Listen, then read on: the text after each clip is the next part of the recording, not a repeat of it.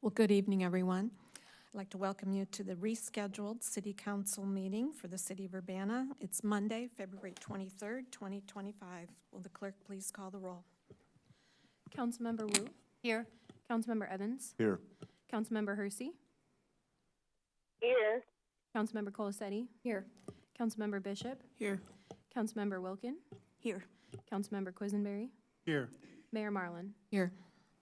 Next item is approval of minutes from the previous meeting of December 9th, 2024. Is there a motion for approval? So moved. Second.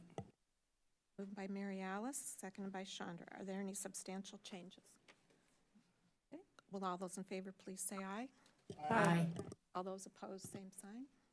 That motion passes. Are there any additions to the agenda?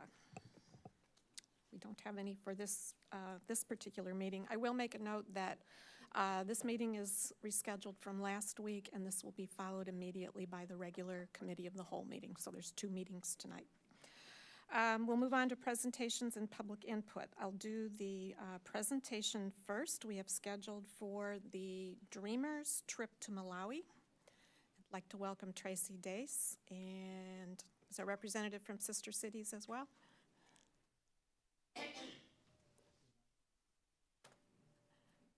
Looks like it's Scott Dossett.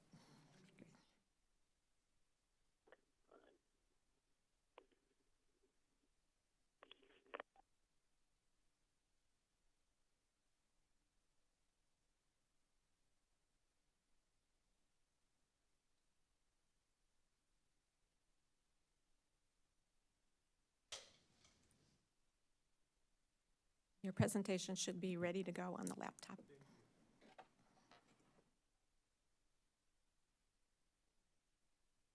I'm not going to get in the way for long. Hello, my name is Scott Dossett.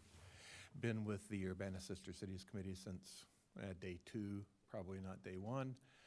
10 plus years, I think 08 is when we got started. I want to introduce Tracy Dace, who is our longtime partner and who's been doing some really good work with our Sister Cities partnerships in Malawi, which is in southeastern Africa. Tracy? Yeah, thank you, Scott. I appreciate Is your microphone on, Tracy? You might need to pull it a little bit closer. Green light.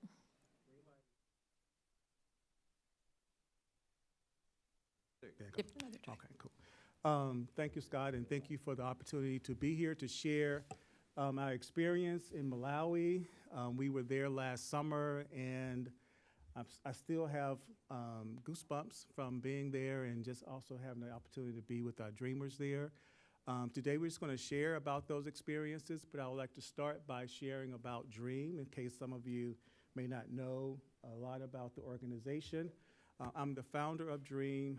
DREAAM has been here since 2015. We're about to celebrate our 10th anniversary this summer, so it's very exciting. 501c3 nonprofit community impact organization, reaching and supporting and loving on children in Champaign, Rantoul, and also Urbana. We've had Urbana families in DREAAM from day 1. Families drive over to Champaign to be a part of our programs. We impact youth starting at the age of 3 and stay in their lives until the age of 24. We do a wide range of out-of-school programs, reaching over 400 students per year. Parent support, college and career pathways, as well as other interesting ways to impact dreamers. We do a lot of exposure experiences. So one of the biggest ones that we have been able to accomplish is taking 5 of our youth and our boys to Malawi, Africa, for international opportunity to do service, but also to gain more understanding about global affairs and cultural importance. We had 5 dreamers.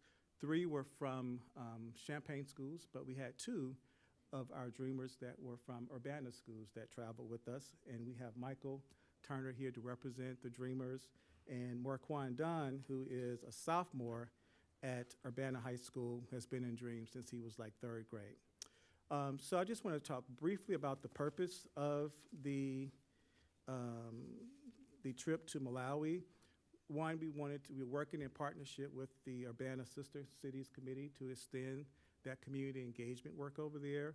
We want to strengthen partnerships with local organizations and communities in Malawi, particularly communities that's doing similar work to what we do here at DREAM. Engage with youth through educational and cultural exchange programs, explore opportunities for collaboration and future projects. And also, this allows our young people here to gain more insights about local challenges and how they can be change agents, right, here in our local community. So it definitely has impacted their leadership abilities. And again, we just want to promote cultural understanding and global awareness among dreamers, which then also impacts their families as well. So I'm going to stop here and let the most important person speak about the good work and the experiences he had at DREAM.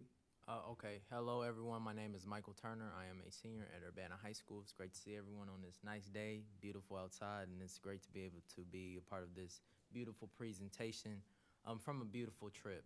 Going into it, when I saw Mr. Tracy's message, my mom is like, "Oh, you going to Africa, boy?" But the first thought I was like, "Mom, I don't know about the food." But we got there, and I will tell you, I've never had the best homemade food like Malawi homemade food. Their hospitality and their just, how welcoming they were as people. It was beautiful to see, and it's something that I would love to see more in our community. You may not know somebody, but they still treat you as your brother, as your sister. So being able to meet with different community leaders, through Mr. Tracy, we were able to meet with a lady who founded multiple universities, and it was great to see how her vision came to life, and it may look different based off of their location, but the impact and the purpose is still similar. So that was a great experience to see. And connecting with young people. Mr. Tracy entrusted me as the trip captain to work on our STEM camp. So we taught around 40 plus students each session about solar energy, and they were excited to see how we use it, and it was fascinating to me to see their innovations, things we have here that we use on a daily basis. They're innovating there. One student has showed us an AC unit made out of paper and water. It was amazing to see, but I was able to see how, the wonders of the brain, it may look different no matter where we're at, but it's still fascinating. And that was, again, thanks to Mr. Tracy in this amazing trip. A lot of the things we got to see, the greenery, how beautiful Malawi was, and bring it back here. It was just amazing. I'm still thinking about the safari, the water, even though, Mr. Tracy, we don't do the water. But it was just a beautiful scene, beautiful people, an amazing trip.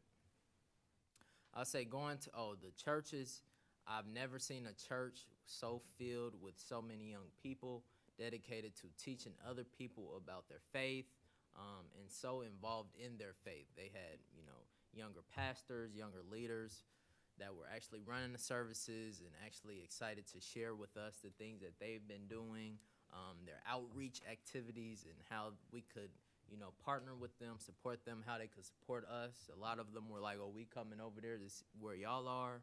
And just those conversations, right? Because it's easy to build misconceptions based off of what we think is true, unless you actually sit down and talk with the people that are in those experiences. And I will tell you, after that trip, my definition of struggle really changed, because struggle to us is completely different to struggle to them. And it was just, learning experience, and it was so much that I brought back home. So I'm very thankful for that opportunity. Yes, and I'm glad you brought that up. Painting the house. When he said I'll be painting the house, I was like, am I gonna have help? Because it's something that my mama would never let me do. But it was an amazing thing to be able to be part of, building a home, not a house, but just a home for people in that community. And again, they're so appreciative, so grateful. We got so many hugs, so much, things to bring back home from them. Going into it, one of the presenters that talked to us, they said that Malawian people, they will give you their last because you need it. They'll give you your coat, their coat, whatever, and it was true. And so it was just so beautiful to see that. Ms. Cornisha got to do her girl empowerment, which was great. You know, just their dedication to learning was beautiful. Education is one of their pillars of their communities, and it was just amazing to see that in person. You know, it's great to see one thing in a textbook or on TikTok, YouTube, but to see it in person is transformative, right? And so it is through DREAM and visionary leaders such as Mr. Tracy Dace that these opportunities become available for students like me. Because a 17-year-old boy, black boy from Urbana at the time, never thought that I would be eating with the senior advisor to the president of Malawi. But you know, when you hang with this guy, you don't know who you'll meet.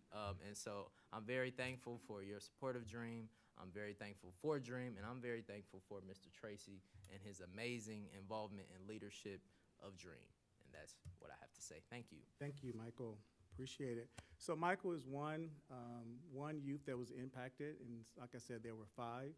So we are going back in August to return to Malawi, and the plan is to take at least 10 of our young people from this community. At least 4 of those 10 will be Urbana high school students.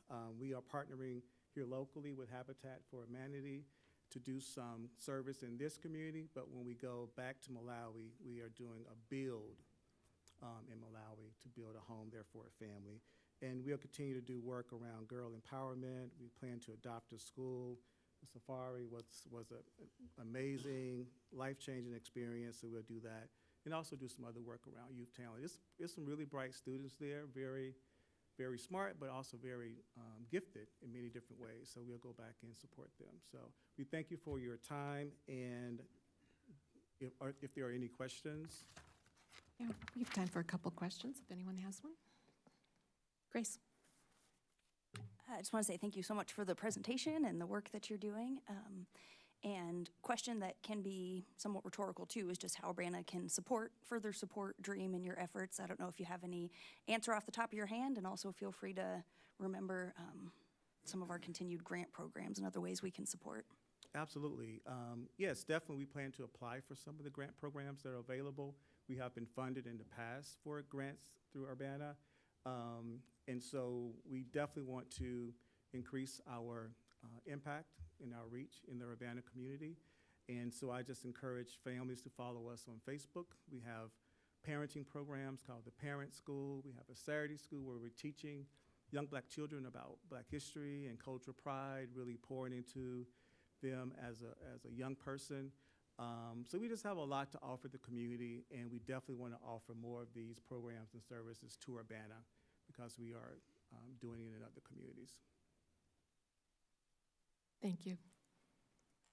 And thank you so much. Thank you.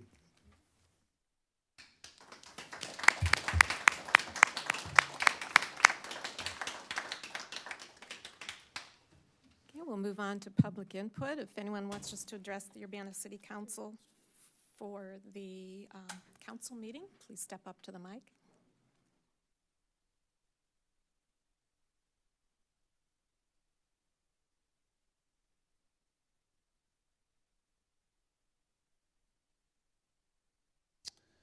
Good evening, my name is Brian Dolliner. I live at 303 West Locust in Urbana. I'm here to again speak about the ordinance for police surveillance that's being proposed. Wearing my journalist cap, I interviewed a couple workers this week who reported and shared the story of ICE in our community who arrested an individual last week on Monday. Talk to me offline if you want more details, because it's incited a lot of fear, obviously, in the community. And for this is another reason why we need to be aware of the kind of technologies we're bringing in the community. I was one of 3 people to advance a sanctuary ordinance in Urbana just a few years ago. One of those other individuals was Francis Boyle, who I'm sad to say recently passed away. Francis Boyle, professor in law and human rights at the University of Illinois, who passed the original sanctuary ordinance in Urbana in the 1980s. So much credit to Francis Boyle. I read in the New York Times this last week, Celebrate, which we've been raising concerns about, Celebrate, Urbana has some $9,000 that's been contracted for Celebrite services. Celebrite, who's based in Israel and produces technology for hacking cell phones. And among various human rights abuses that have been documented by Amnesty International, according to the New York Times article that just appeared in the last week, $54 million in contracts with ICE have been signed with Celebrite. So I just want to again address how important it is that we are looking into the police technologies that are coming across our desks and give them some consideration, some chance for public input and considering when using these technologies, and some level of transparency. In this case, Urbana, a sanctuary city, is funding a company that is also powering Trump's mass deportations. So it's a reason we should be looking into these kind of things. Thanks so much.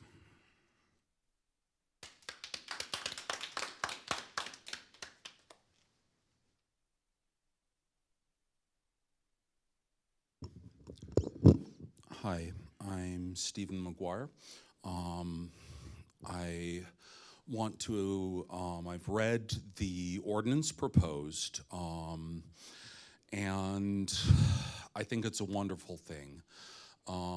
Chief Boone himself has been quoted supporting transparency, and I think that's transparency. However, we need checks and balances. And if this technology, which at one point I should correct one of the city council who at a previous meeting said that you needed to hear from the people this impacts most. This is not the police. We are the ones who, if any of these technologies wrongfully, because facial recognition technologies, image recognition is somewhat flawed. A number of years ago, the best image recognition software could be convinced that a horse was a frog by changing 1 pixel. It was known as the 1 pixel attack. If one of us is wrongfully flagged by one of these image recognition softwares as being a perpetrator of a crime, we go to jail, not Chief Boone or his officers. And as a result, it's important that if this technology is needed, which Chief Boone and many say it is, that City Council have the oversight that this bill proposes. What Mr. Dolinar has raised when talking about the fear in the immigrant community is valid. Mass deportations are happening. And what's worse, a lot of US citizens are wrongfully being captured by ICE. This is all the more reason why we need oversight of these technologies. Because if those technologies wrongfully flag someone down, then, if you know how image recognition neural networks work, it's by feeding these networks a bunch of images, and then various weights on each pixel of the image and each attribute are recalibrated so it can be more accurate. However, the problem is that that if someone were to take a picture of me and then to take something which is a complete scatter shot of colored blips, the image recognition might think that that complete scatter shot was 100% a picture of me. These technologies are not infallible. That's why we need oversight. Finally, as someone who has been horrified by the genocide that is temporarily on hold, but there have already been news stories about Israel violating the ceasefire, we need to divest from all companies investing in Israel until it complies with international law. That includes Celebrite. So if that means that whatever services Celebrite or its cohorts are providing the UPD, there should be another company that provides those services. Thank you.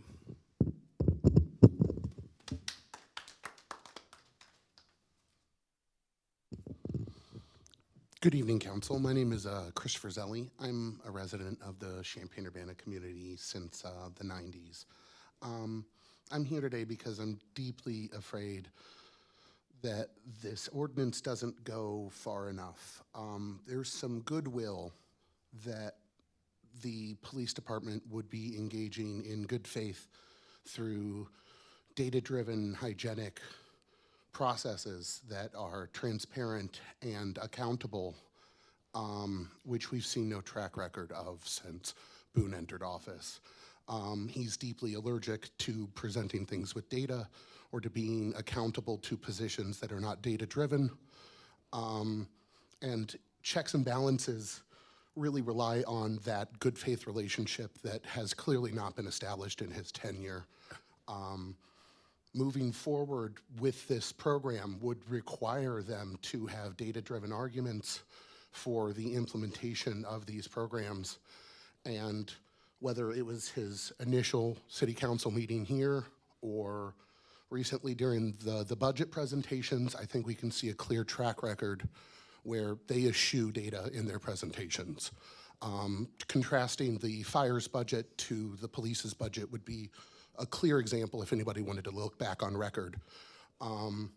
So I have some deep concerns that the party we're working with here is not in good faith and wouldn't be engaging representation of these programs in a way where the auditing them would be minimal, where transparency would, where a small amount of transparency and a small amount of auditing really relies on the faith that the other person's gonna engage properly every time you're not watching. So I'd really want some kind of recourse for not providing data-driven arguments that discourages the police department or the chief from continuing to behave this way. Speaking of facial recognition software, it's been incredibly well documented that it's passable at detecting white faces and quite terrible at detecting anybody that's not white with any level of accuracy. So if we want a spy system that specifically misidentifies any of our colored residents, I think the people advocating for that should have the courage to say that's their goal. And then as far as hygienic investments and hygienic contracting, working with a company engaged in human rights violations, working that's incorporated in a country that is condemned by the criminal court for crimes against humanity, which is a very short list of about 3 countries, should not be businesses or entities that we give money to. And Celebrite clearly falls in that category, and it would be deeply unethical for you to continue doing business with them.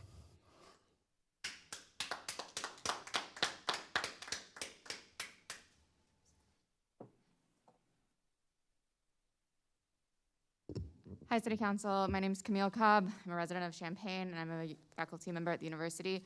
I study computer security and privacy issues. I'm here to speak in favor of this resolution. It was authored in conjunction with a person who has deep expertise on this topic, and it's a good idea.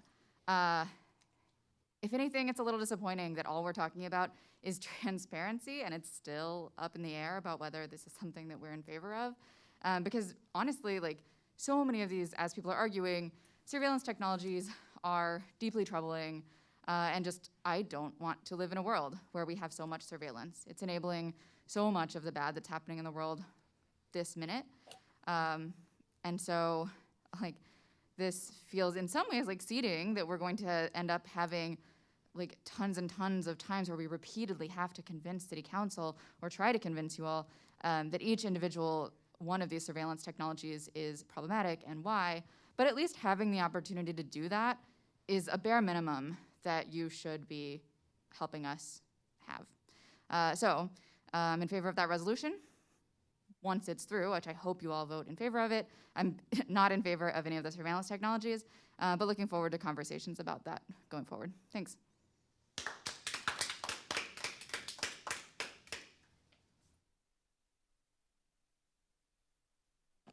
Does anyone here in the room wish to address the council?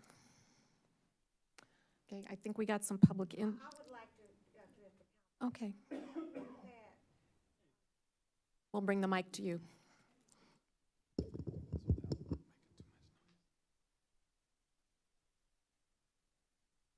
Good evening, council, the mayor and council. I have spoken with many people, and let me just name a few. Lawyers, activists, regular Joe Blow, Pookie, Ray Ray, Long Tall Sally, and Grandma Susie.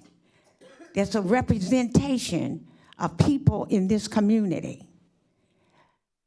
Why aren't they here? And why aren't they letting you know as the council that the buck should stop with you? Yes, we need to collaborate, yes, but the buck stop with the people we elect. That's what people want. So what they have brought forth, the two council persons, a lot of people are for that. But I can recall, what is it, 80s or 90s, when Mr. Jacobson was on the city council, and we were talking about not surveillance, but other things related to the police. He was appalled when I made a presentation about people being fearful and being targeted. And just like when I talked to my council person, she said, that was a long time ago. I said, no, it's now. And I meant to say it at the last meeting, but I talked too long about something else. But I'm gonna say it now. You will be targeted, and people are afraid to come forth and speak. I don't know if the lawyers are afraid that they might not get clients. I don't know. They would have to tell you this. Ray Ray and Pookie might think that they might be targeted. We upstanding citizens have come and spoke to this council, and we targeted. Yes, I am. So I want Ms. Hersey to know that I'm saying this here. I'm not only telling her, I'm saying it publicly. And if I have been targeted many times before by the police. When I was president of the Ministerial Alliance of Champaign, Urbana, and vicinity. Urbana and Champaign Police, I haven't been anywhere else. Yeah, I did go to France with the Sister City program, but most of it's here. Now, I'm not saying we don't have some good policemen. So a lot of people in my family are that, and we love them. However, what we need to do is ensure that our elected officials, the buck stop with you. And then if we don't like what you do, then we elect someone else. But we the people better stand up. And I hope some of the people that I've been talking to will finally come to the meeting and let you know what they feel. And I didn't finish my thought about Jacobson. He's gone away from this planet now. But he came to this meeting, and you can look at the record, and said, what I had said, he had researched and found out it was true. But I knew it was true because I had talked to many people. Still am. I might be talking a little loud. I've got hearing aids, and I don't know, sometimes they kind of mess up.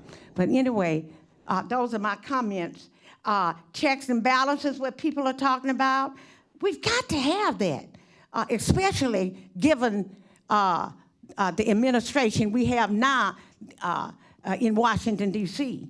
And what's going on now, we need our elected officials to be accountable to us, not staff. Staff are not accountable to us. It's the elected officials, the people we elect. And lastly, oversight. It's a must. I almost said the blood of Jesus, but I have to say that because that's what I feel. Take this. Somebody take this. Oh, take this. Were you done? I'm done.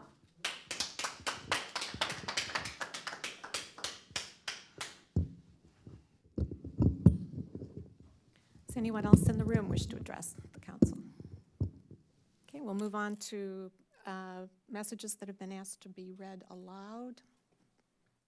Who has those? I believe those are for an item of business that's on the committee of the whole agenda. So Grace Wilkin will be chairing that meeting, so she has those. Great, thank you. All right. Move to council input and communication. Does anyone wish to share? Grace. Thanks. Thank you for those of you who've come out tonight and watching and for your input. Did just want to try and articulate acknowledgements of the changes that are happening on a national level that are having impacts on everyone, I think, personally and professionally in various ways.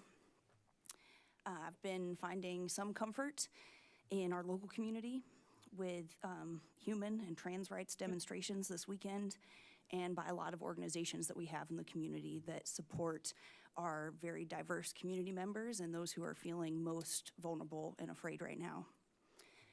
Urbana Human Rights Ordinance is something really important in Urbana that overreaches state and federal human rights at the time, and even some still currently, I think. I've heard that our police department made a statement reaffirming our non-discrimination and human rights, and I find that encouraging and am encouraged by that. I've also heard some requests from diverse stakeholders throughout our community and our city wanting the city of Urbana to reaffirm our commitment to human rights and being a sanctuary city and protecting all of our residents and visitors.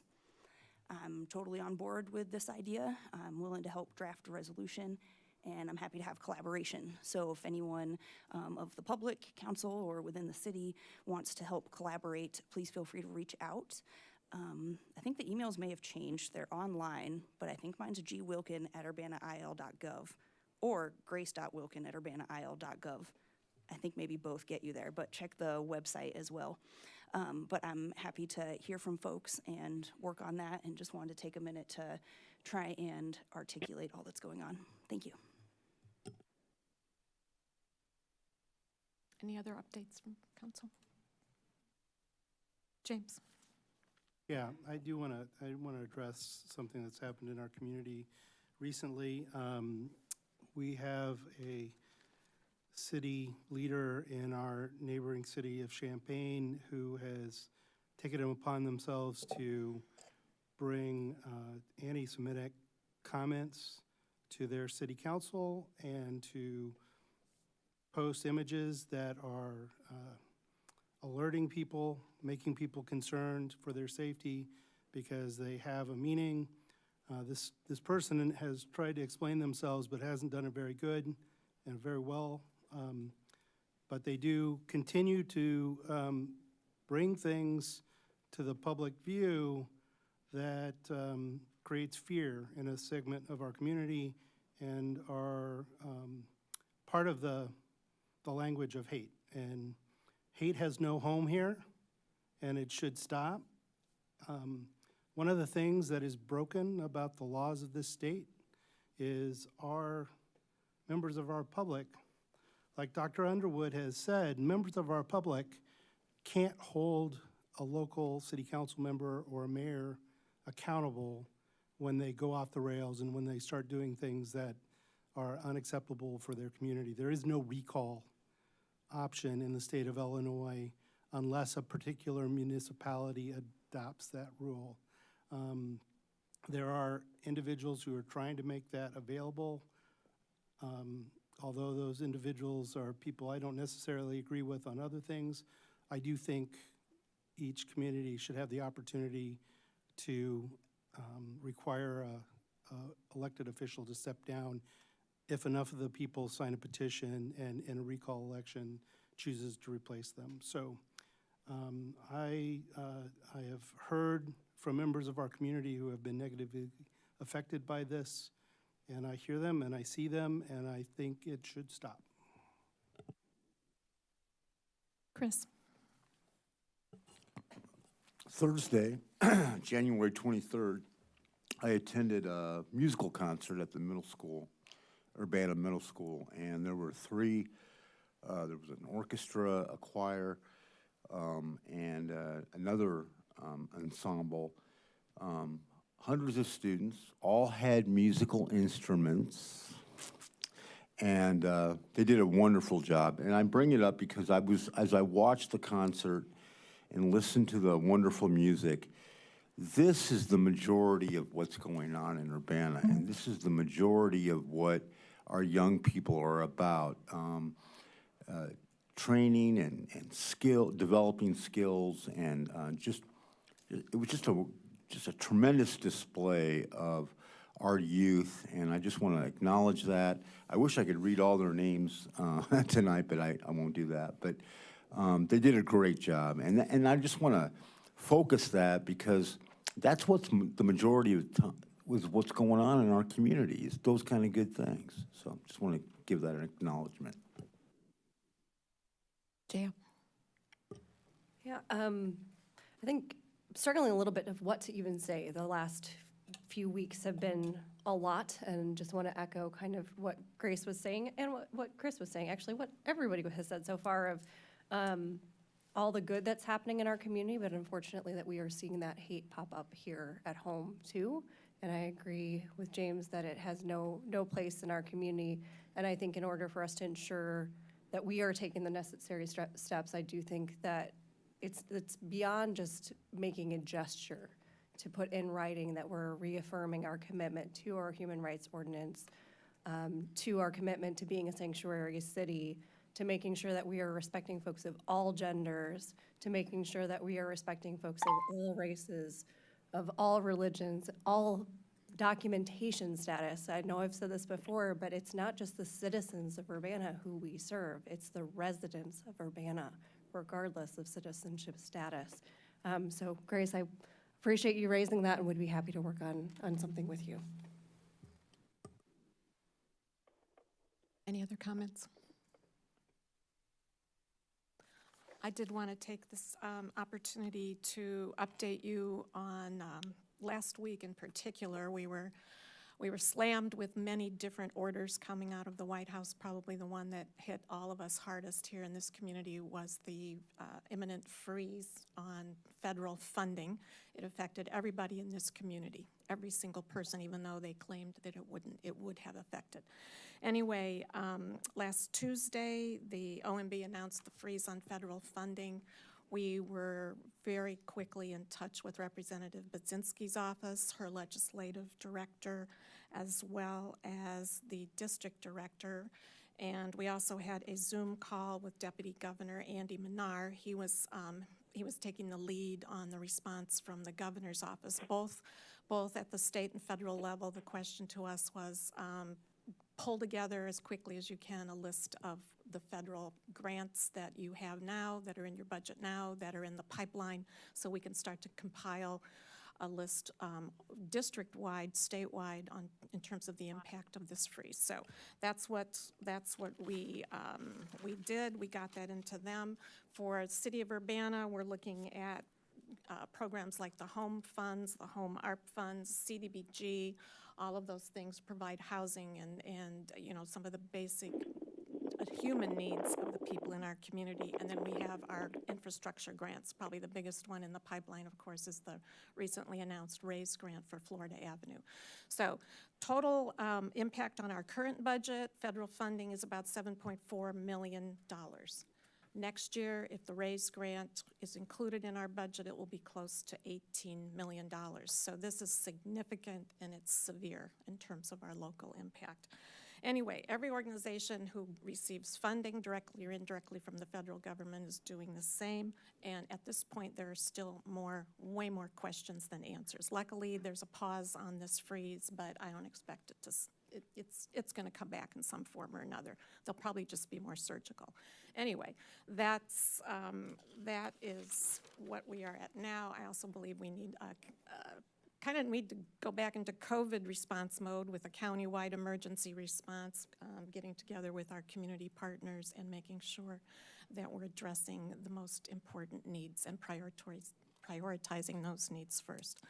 I also wanted to give you an update, since it's been 2 weeks since we met, in terms of the investigation into the fatal hit and run on University Avenue that happened on January 20th. There was an arrest in that, an individual who is a Guatemalan citizen. He was taken into custody in Texas. He will be returned to Champaign County. He has been charged with several serious charges, including reckless homicide, aggravated driving under the influence, and I would ask for a couple more minutes to just finish, if that's all right with you guys. I would say not necessary. I don't know if we want to vote. I move we extend. I move we extend for 2 minutes. Thank you. That's all I need. Thank you. All those in favor? Aye. Aye. All those opposed? Nay. Reckless homicide and leaving the scene of a personal injury. Several detectives here on our staff, Paige Bennett and Corey Pankow, have taken the lead on this with Lieutenant Corey Coker and Lieutenant Brian Hoff, who was the first firefighter on the scene, chief medical responder.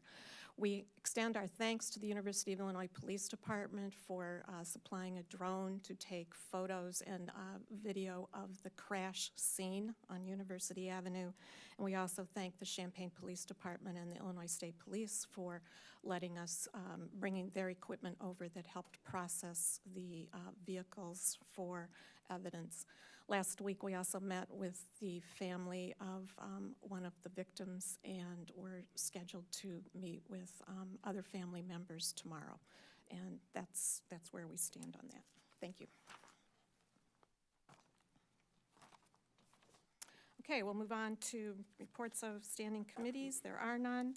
Committee of the Whole, James Quisenberry. And may I, point of order, before you get too far into reading, I would like to pull item A from consent agenda on the municipal aggregate. Okay, that is your prerogative. So, Committee of the Whole has a long list of items on the consent agenda, except for A. I'm going to go ahead and breeze over them. Resolution number 2025-01-010R, a resolution approving authorizing the execution of a grant agreement for a fiscal year 23 Safe Streets and Roads for All grant between the Champaign County Regional Planning Commission and the City of Urbana, and ordinance number 2025-01-002, an ordinance amending Chapter 9 of the Urbana City Code concerning food licenses, and resolution number 2025-01-009R, a resolution approving an intergovernmental agreement with Champaign-Urbana Public Health District to jointly issue health permits and city food handling licenses. Resolution number 2025-01-001R, a resolution approving the authorizing the execution of a sustaining Urbana neighborhood grants agreement with Cunningham Children's Home for fiscal year 2024 through 2025. Resolution number 2025-01-002R, a resolution approving and authorizing the execution of a sustaining Urbana neighborhoods grant agreement for Cunningham Township fiscal year 2024 through 2025. By the way, all of these are going to be related, several of these are going to be related to that execution of a sustaining Urbana neighborhood grants agreement for the upcoming year. So a resolution number 2025-01-003R is the resolution with Sola Gracia Farm for that period. Resolution number 2025-01-004R is a similar agreement with Steam Genius for that period. Resolution number 2025-01-005R is a similar program for Urbana Park District for that period. Resolution number 2025-01-006R is one with Urbana School District 116 for that period. And resolution number 2025-01-007R is the resolution approving and authorizing an execution of an economic development agreement with Champaign County Economic Development Corporation for fiscal year 2024-25. And resolution number 2025-01-008R, a resolution approving and authorizing execution of a community partnership agreement with Experience Champaign-Urbana for fiscal year 2024-2025. And finally, resolution number 2025-01-011R, a resolution approving an increase in the number of liquor licenses in the Class R&T 1 designation for Urbana Gardens Restaurant doing business as Maple and Yolk at 810 West Killarney Street in Urbana, Illinois. Is there a second? Second. Moved by James, seconded by Chandra. Will the clerk please call the roll? Councilmember Wu, Yes. Councilmember Evans, Yes. Councilmember Hersey, Yes. Councilmember Colasetti, Yes. Councilmember Bishop, Yes. Councilmember Wilkin, Yes. Councilmember Quisenberry. Yes. That motion passes. All right, under the regular agenda items, the first one would be ordinance number 2025-01-001, an ordinance establishing authority to execute municipal electric aggregation agreements. Is there a second? I'll second. Moved by James, seconded by Grace. Is there discussion? Grace? Thank you. I did just want to say thank you to the council for taking some of my remote input on this and for staff changing some of the language. I think it makes sense to me now. I did have a question if there were a representative from Public Works or if Carol's responsible for knowing everything again. Because Tim asked the question about clarification on trust in the electric broker. I had some email back and forth, and I'm still not entirely sure if that's been answered. I'm seeing that the way it's written is it talks about comparing with the Illinois Power Agency. I just lost my page. Does anyone with a, oh, wow. Scott walking in from the back, and I'm trying to find my page still here. Yeah. Scott Tess has arrived.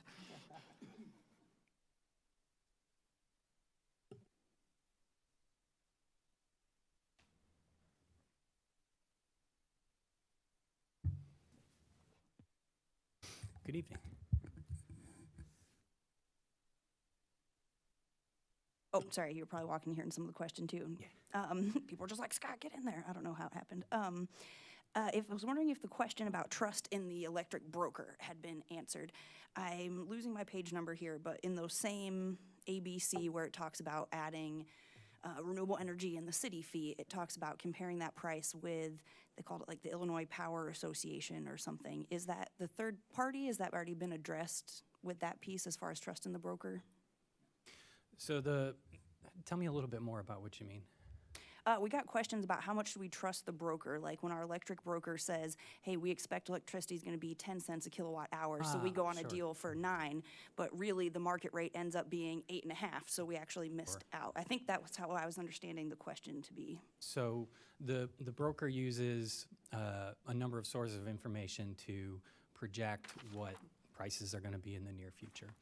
They're using market analysis. They're using contacts in the market, contacts within regulators. Can't know it for certain, and that's what we pay them for, is to use that expertise with contacts in the industry and with modeling software and modeling expertise. So there's no certainty, there's no guarantee, but there's also no certainty guarantee the other way, that if we don't go into a contract, that we would get lower or better prices with the default electricity supply price. we will still retain, or each individual ratepayer will retain the ability to opt out. So if things don't go the way we think that they're going to go, there's still the ability to opt out.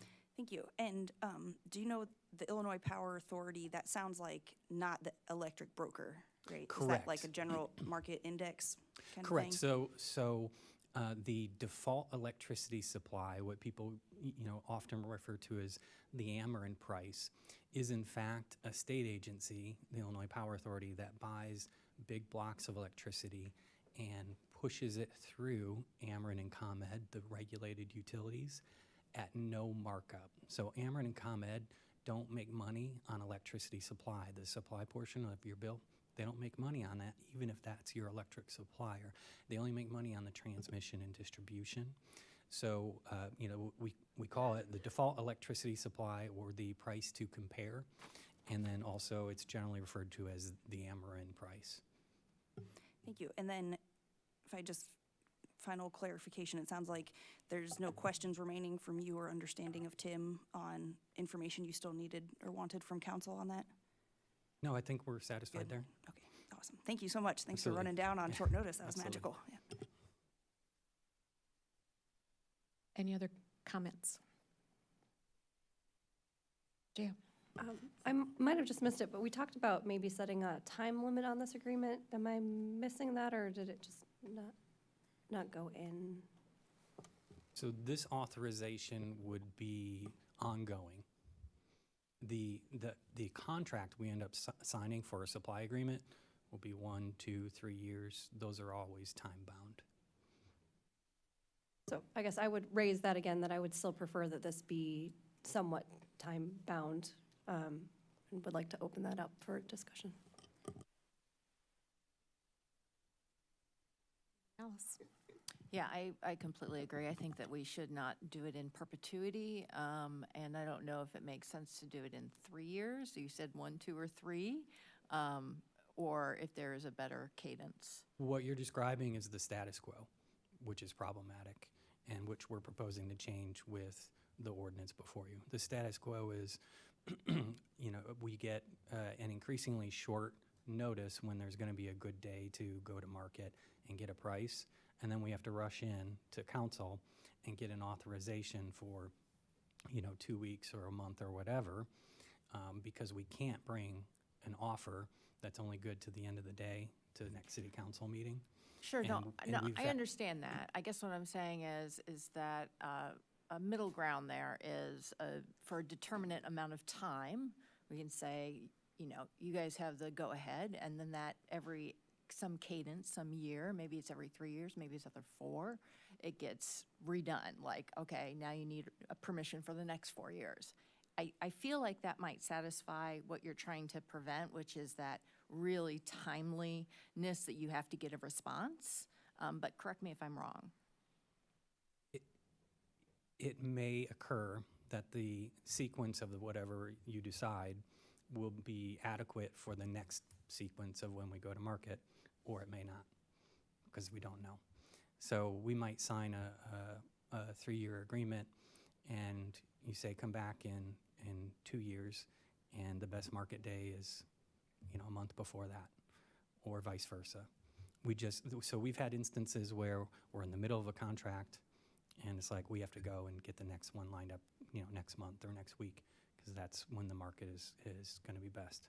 We have had instances where we've waited to the very bitter end of an existing term, waiting for the market to improve before we lined up the subsidiary, the secondary contract. And so that problem persists, whether we decide today or in the near future to give the mayor or staff 3 years of authority or 4 or 5, that problem may still come up. And it's really, that's the status quo now, I think, is we are coming to city council to authorize for a week or a month or 6 months, and then we're coming back and we're coming back, and we're always playing this timing game. It is the status quo, except it's a longer time period, right? And I don't know if it makes sense to have it by, 4 years. It would be a timing of when the next mayor will be in. I don't know, I'd love to hear other people's thoughts. James? Yeah, I would like to suggest authorizing this for 2 years. And the reason why I'm suggesting 2 years is we are going to have an election. Council may change. We know we're going to have a new mayor. But as people come on board, that is not the time to run this through a second time. I'm suggesting 2 years. And then when 2 years is up, Scott, all you have to do is come back and make the same case. And maybe it's worked well, and that council, that future council says, okay, we're comfortable with it. We'll authorize it for 4 years, or we'll authorize it in perpetuity. But this is, since we're doing this for the first time, I would like to suggest, I don't know, yeah, I assume I can make an amendment even though I made the motion. I would like to suggest that we amend this to have the authorization expire December 31st, 2027. I'll second. The original, since this is a friendly amendment that James made, the second on the original motion, which was Councilmember Wilkin, we'll just need to confirm that that is an acceptable amendment. Could you repeat the date, please?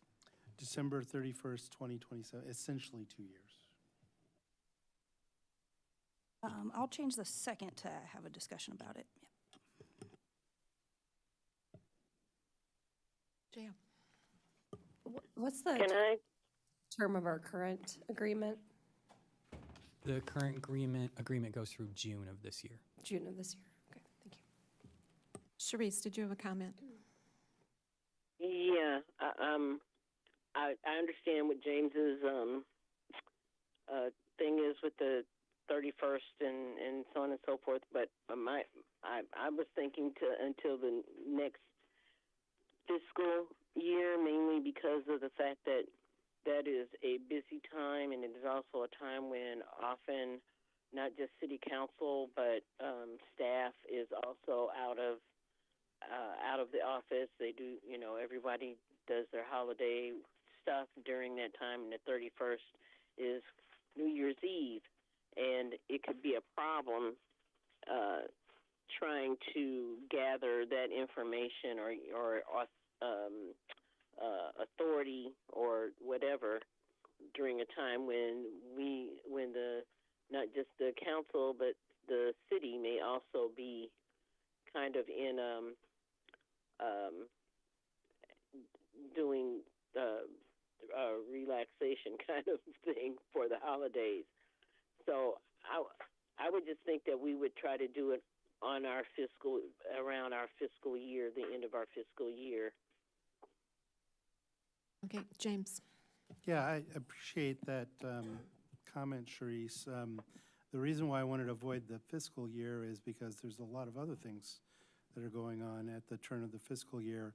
I'd point out that just because it ends at that point in time doesn't mean the reauthorization or the next authorization couldn't happen 2 or 3 months before it expires. I mean, the next council could certainly have the power to do that before the whatever limit we put on here ends. So I don't think they have to be worrying about it over New Year's Eve. I think we can have a plan that deals with it in November or October. Grace? Oh, okay, I understand that, but at the same time, I'm also thinking in terms of we don't know what could happen. So, I would probably be more in favor of something like this if it was before November or at the end of January. And I say that because there's a lot of different reasons other also than the holiday time, weather conditions and so on and so forth,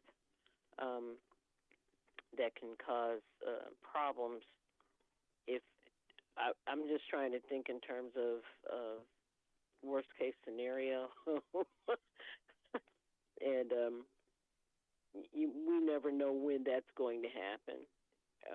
There's no way to predict that type of issue, which is why I just said fiscal year. I don't know, maybe I'm not articulating this correctly.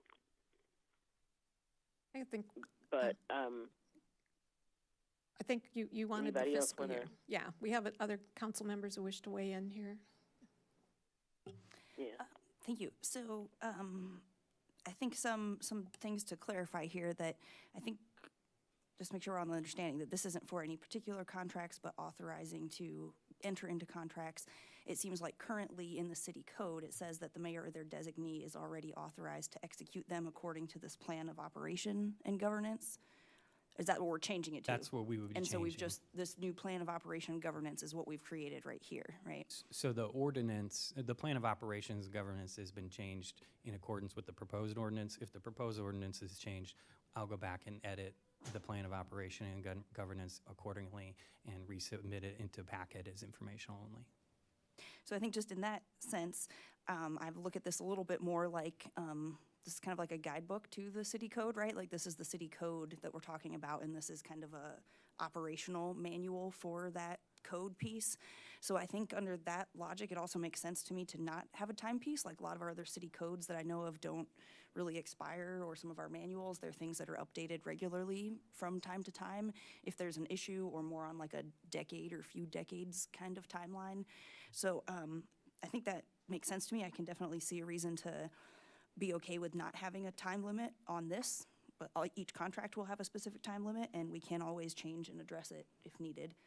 I think if it is the will of the council to set a date, I'm also okay with that. I think given that, and we appreciate any of your honest input here, that I think what we've been talking about, whatever date we set, say, the current motion is December 31st, 2027, and knowing that we would hopefully do it ahead of time, so there's no gap in any understanding, and just kind of thinking of it as a renewal date, and just check in and say, hey, is this still what this new council wants to do, or are there any changes to this plan of operation? So I guess does that pose any barrier to you if we set a time limit and renew? If any expiration on the authorization potentially creates a timing conflict, and there's no way to game out, 2 years, 3 years, 4 years, what would not potentially create a timing conflict. And it makes sense that, well, we could set a date certain, and, you could come 2-3 months ahead. The practical challenge is when, there's always something urgent to bring to city council every 2 weeks. And when, leadership is filling out the agenda, the things that really aren't urgent for 3 months, they never get on the agenda 3 months ahead. They only get on the agenda when it's urgent, because there's always stuff that's urgent. And so I can foresee that as a potential. But it may work out. The timing may be such that, a conflict isn't created, but there's going to be the possibility. Mary Alice.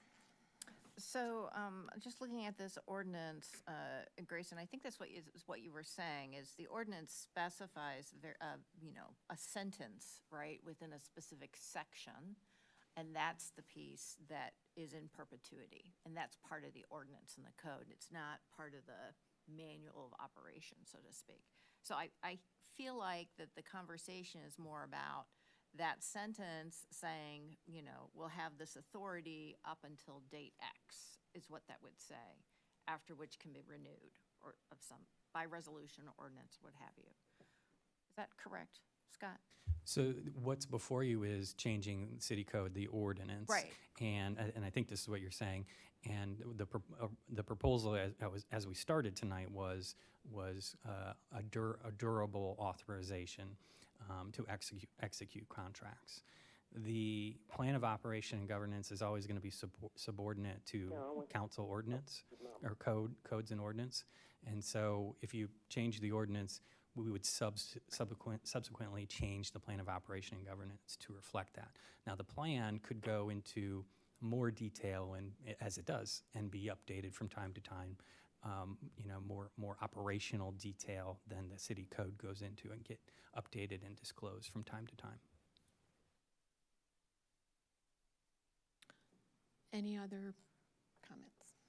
So we have an amendment to have the authorization expire on December 31st, 2027. So it was a friendly amendment. So the motion on the floor is to approve ordinance 2025-01-001 as amended, because it was a friendly amendment. So Right. it's approving it and amending. Correct, I was just clarifying for the public. Okay. All right, are we ready to vote? Ask for clarification on. Yes. I guess also a second, this is on both of us, but where exactly, because as Mary Alice mentioned, are we putting that in the city code amended language or somewhere in the operational document? Where would you propose exactly putting that? The city code. And so saying that the mayor designee shall authorize and execute electric supply agreements and renewable energy credit agreements in accordance with the plan of operation and governments until December 31st, 2027.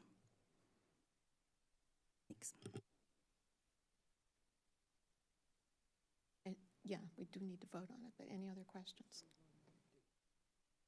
We're voting on the ordinance as amended. Yeah, with the point of new order. date. I believe that since I made the motion and I also made the amendment, and Grace approved the second, the clerk is treating it as the main motion, that it was a restatement of the original motion, right? So we're not going to vote twice, we're only going to vote once. Could we, But it's clear. if we wanted to, divide the question, or no, since it's amended that way?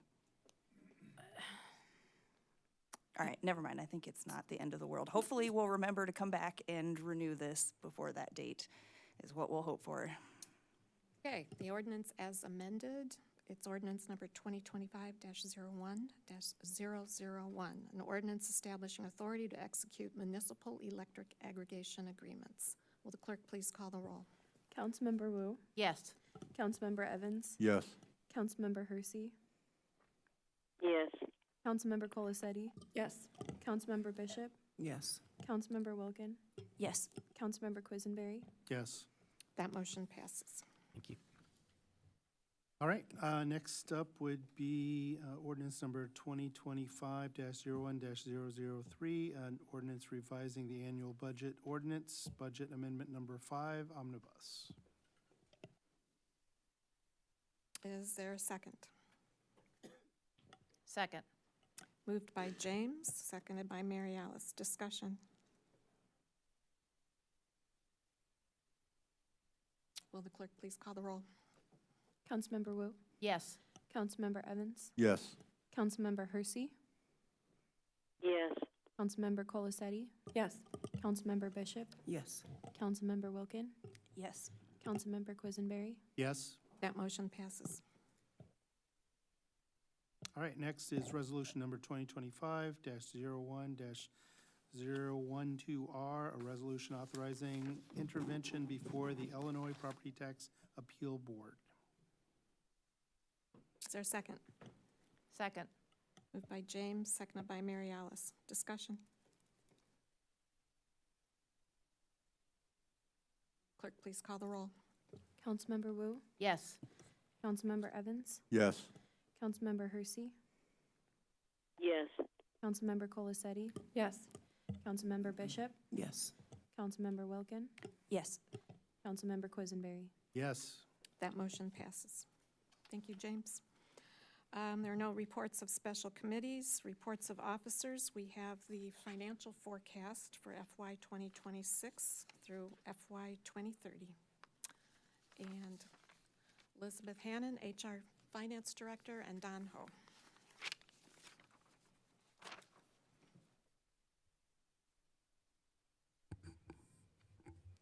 So I want to take a quick minute before we launch into that, because Don actually worked for the city up until 2020 for about 5 years, and some of you were on the council at that time and had the opportunity to meet him, but some of you have not.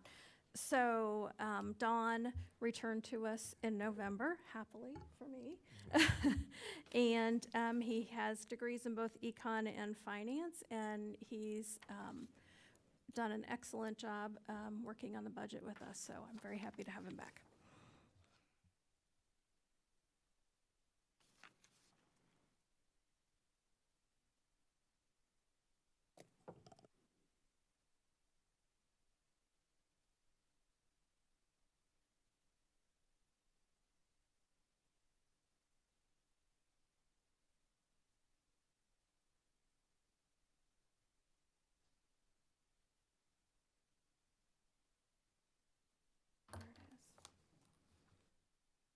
So this was alluded to earlier, but I just want to make a note that this is the 11th year I've worked on the city's financial forecast here in Urbana. I've done other ones in another place. But this is perhaps, for some of the reasons that were mentioned earlier, one of the most difficult that I have ever worked on.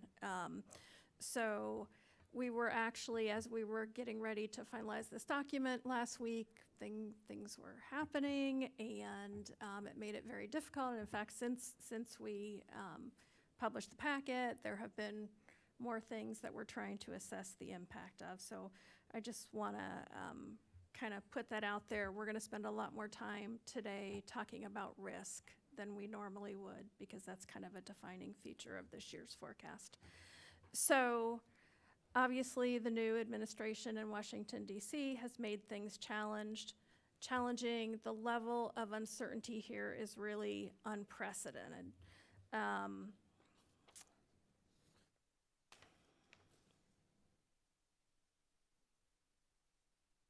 So we do this every year, and it's the first step in our annual budget process. Our focus is really on the general operating fund, which is where we pay for most of our basic city services, so most of police and fire, most public works services. And we use this to get a high-level view of our financial condition and make decisions about the budget process. I can't actually predict the future, and neither can Dawn, so we're not going to be precisely accurate, and particularly this year, we may be less accurate than usual.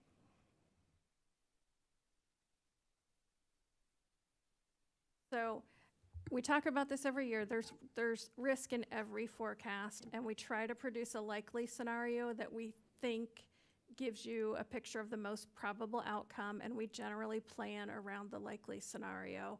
And then we monitor on an ongoing basis to see if things are improving or deteriorating.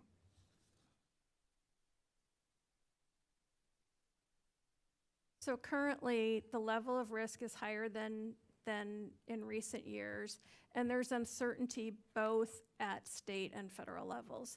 So we've talked about potential changes in state and federal policies, regulations, and funding.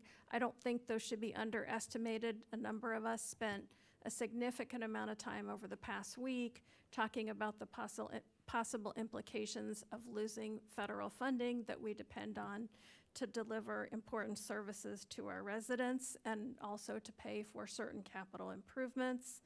And so we're going to have to monitor that very closely.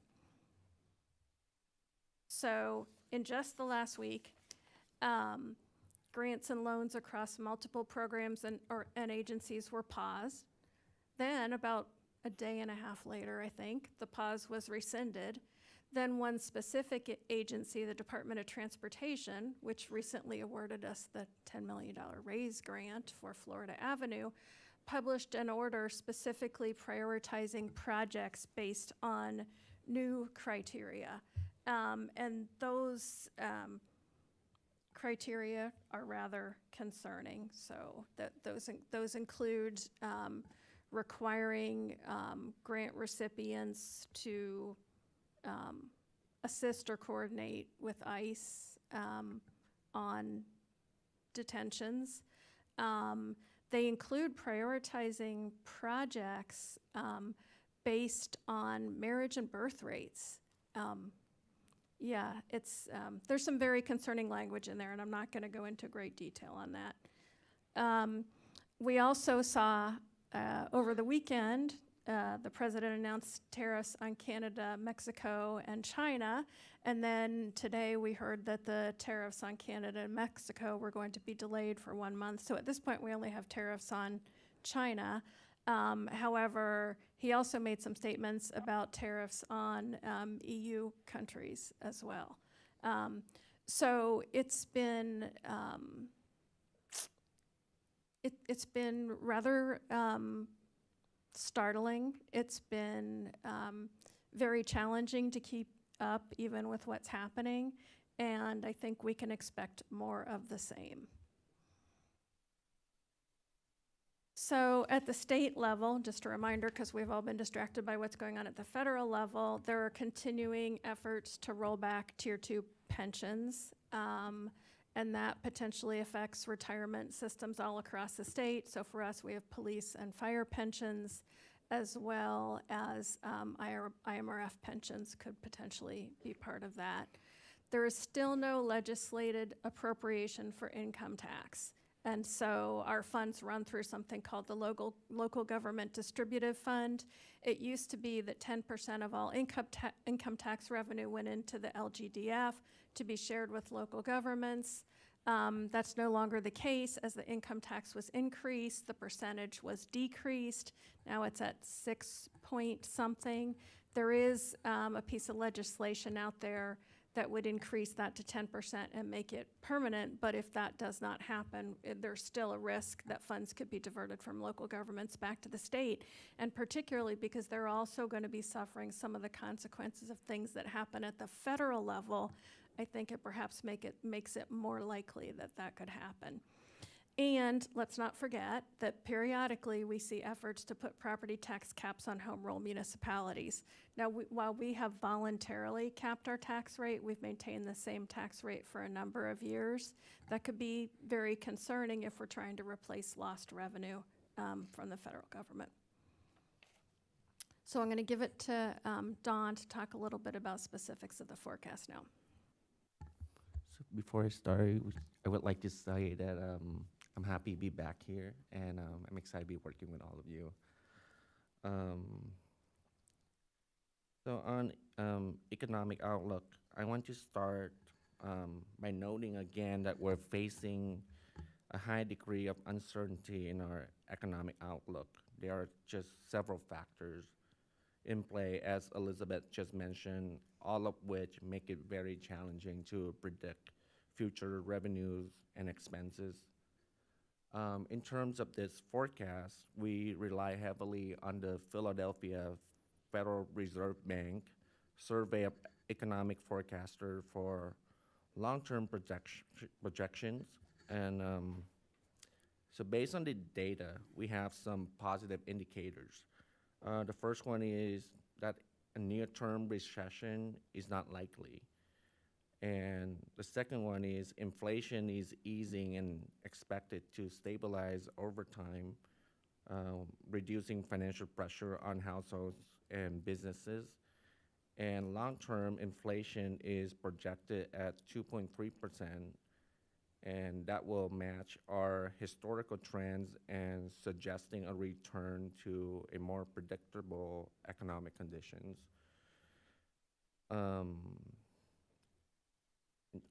On the other hand, we have multiple negative indicators, but the first one, the one that we know for sure that's happening is the elimination of the groceries tax in January 2026, and that will reduce our revenue by $1 million.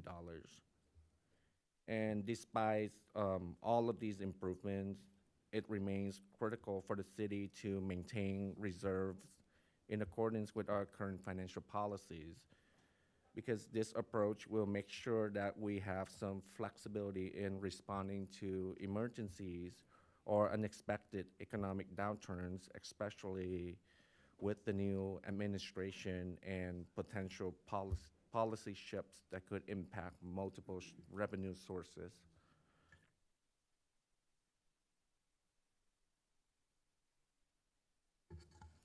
So there are some key assumptions that we use for the forecast. Based on our current assumptions, the population count is projected to reach 41,000, an increase from the current census figure of 38,336. And the special census were completed in late 2014, early 2024, early 2025, and we expect to receive the official result in the coming months. And we also have some one-time funding that was reserved for capital improvement projects and for the community engagement team. And we don't have any new recurring expenditures built into the current forecast.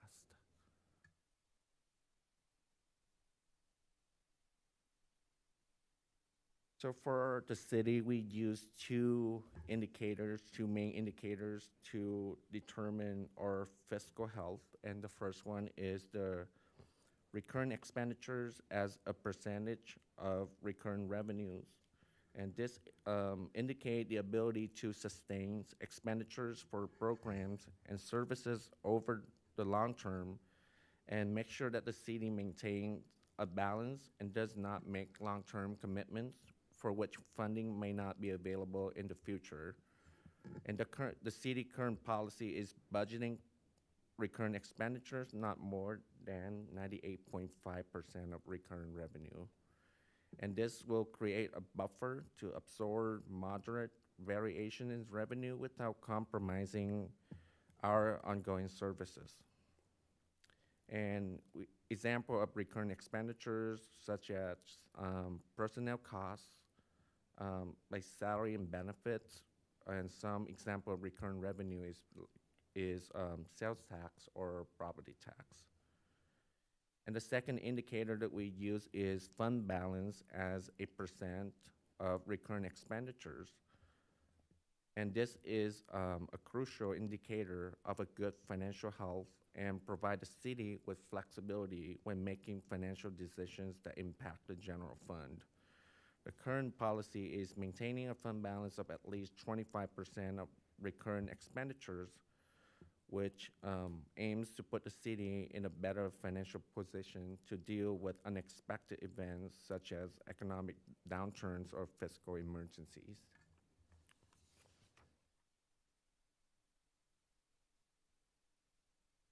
So on this chart, we have recurring revenues and expenditures for the likely scenario.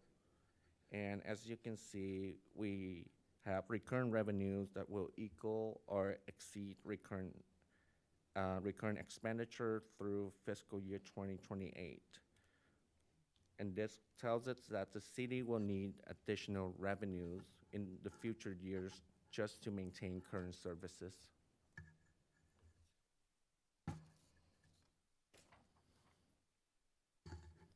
Okay, on this chart here, we can see that the projected growth rate of recurring revenue outpaces the projected growth rate of recurring revenues throughout the forecast period.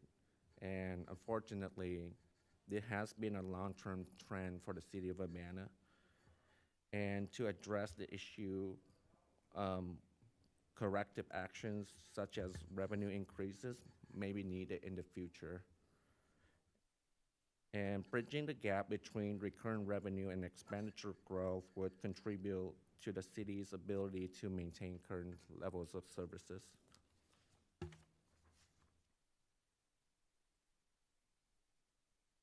So this chart illustrates that under the likely scenario, the unassigned fund balance remains relatively stable throughout the forecast period.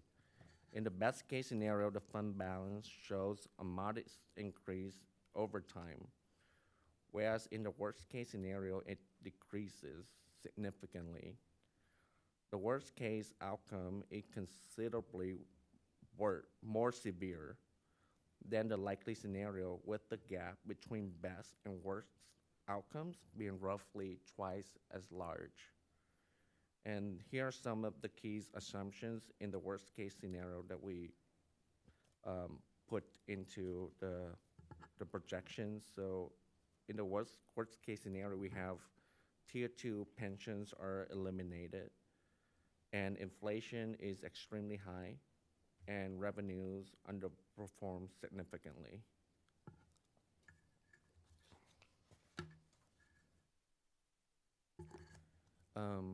A few slides a few slides ago, we discussed the two primary measures for the city's fiscal health. And one of those measures is the fund balance as a percentage of recurrent expenditures. So under the likely scenario, the city is projected to remain above the current policy goal for several years without requiring significant budget adjustments. This gives us some flexibility and indicates no immediate action is necessary. We also maintain an assigned cash balance, which includes funds reserved for capital projects and the community engagement team. And we also gonna issue some, and we have discussed this, we're gonna, is this, you wanna mention this, or? Yeah, so we have assumed for purposes of the forecast that when we pay the incentive for the hotel project, that will be a loan from the general fund balance, and we'll have to talk about that more in the future. There are other options, but one of the issues is that we are unable to issue tax-exempt debt for that purpose because of some of the specific terms in the development agreement. And in the likely scenario, apart from a minor variance at the end of fiscal year 25, the fund balance is expected to stay at or above the fund balance goal through the end of fiscal year 2029. And it's not an immediate concern right now because the further we look into the future, the less accurate the forecast becomes.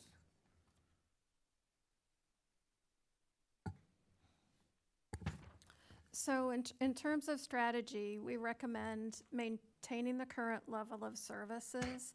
There almost certainly is not funding available without new revenues to be able to add new programs and services. We have begun and we will continue to begin to prepare for potential reductions in federal funding since it seems almost certain that that is coming. That is still taking shape very much. I do not have the answers now. But we should be planning for revenue increases, and we have had several discussions about that over the years, identifying alternatives. And we should continue to focus on economic development as a priority because we know that can continue to drive revenue growth for the city.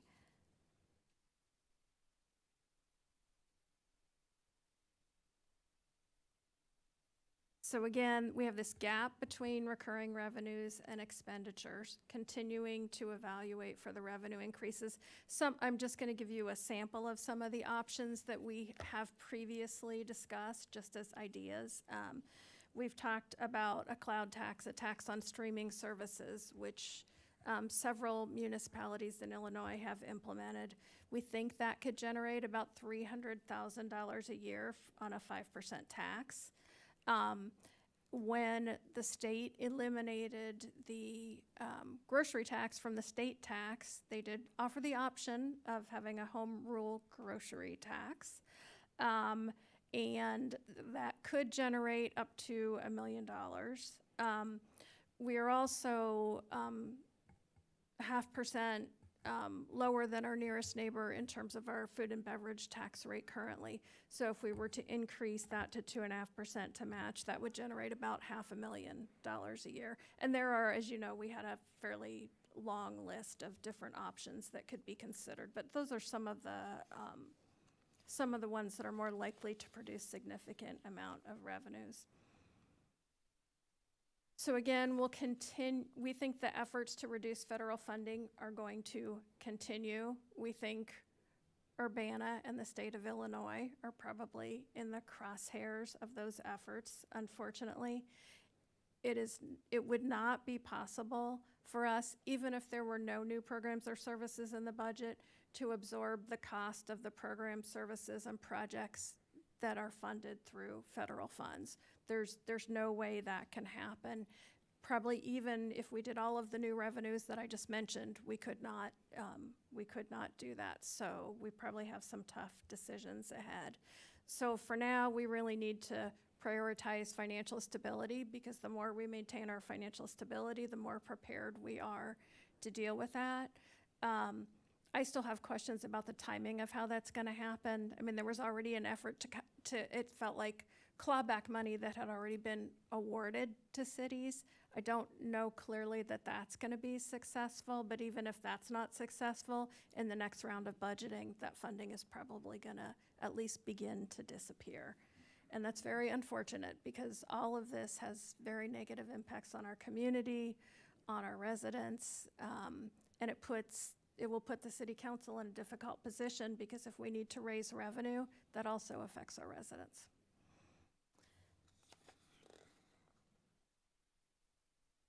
So again, this is all very unprecedented. We need to prepare for a very unpredictable environment ahead, and we will do our very best to kind of keep up with what's happening and to assess the impact. I wish I had a more clear answer for you, but this is as unclear as it has ever been. So I'm happy to answer questions. James. Thank you. Thank you for looking into the crystal ball, even though it's a little bit cloudy. I got several things I want probably short answers to. First is, you talked about the worst case scenario, the bar that nobody liked that went below zero. You mentioned Tier 2 being eliminated as part of that projection. What does that look like? When you say Tier 2 is eliminated, how do you plan for that? Does that mean that you're planning for everyone you have to contribute as if everyone's Tier 1 again? Or do you have to find a different program for retirement for those individuals? What's that mean? So essentially, the understanding I have of the legislation that has been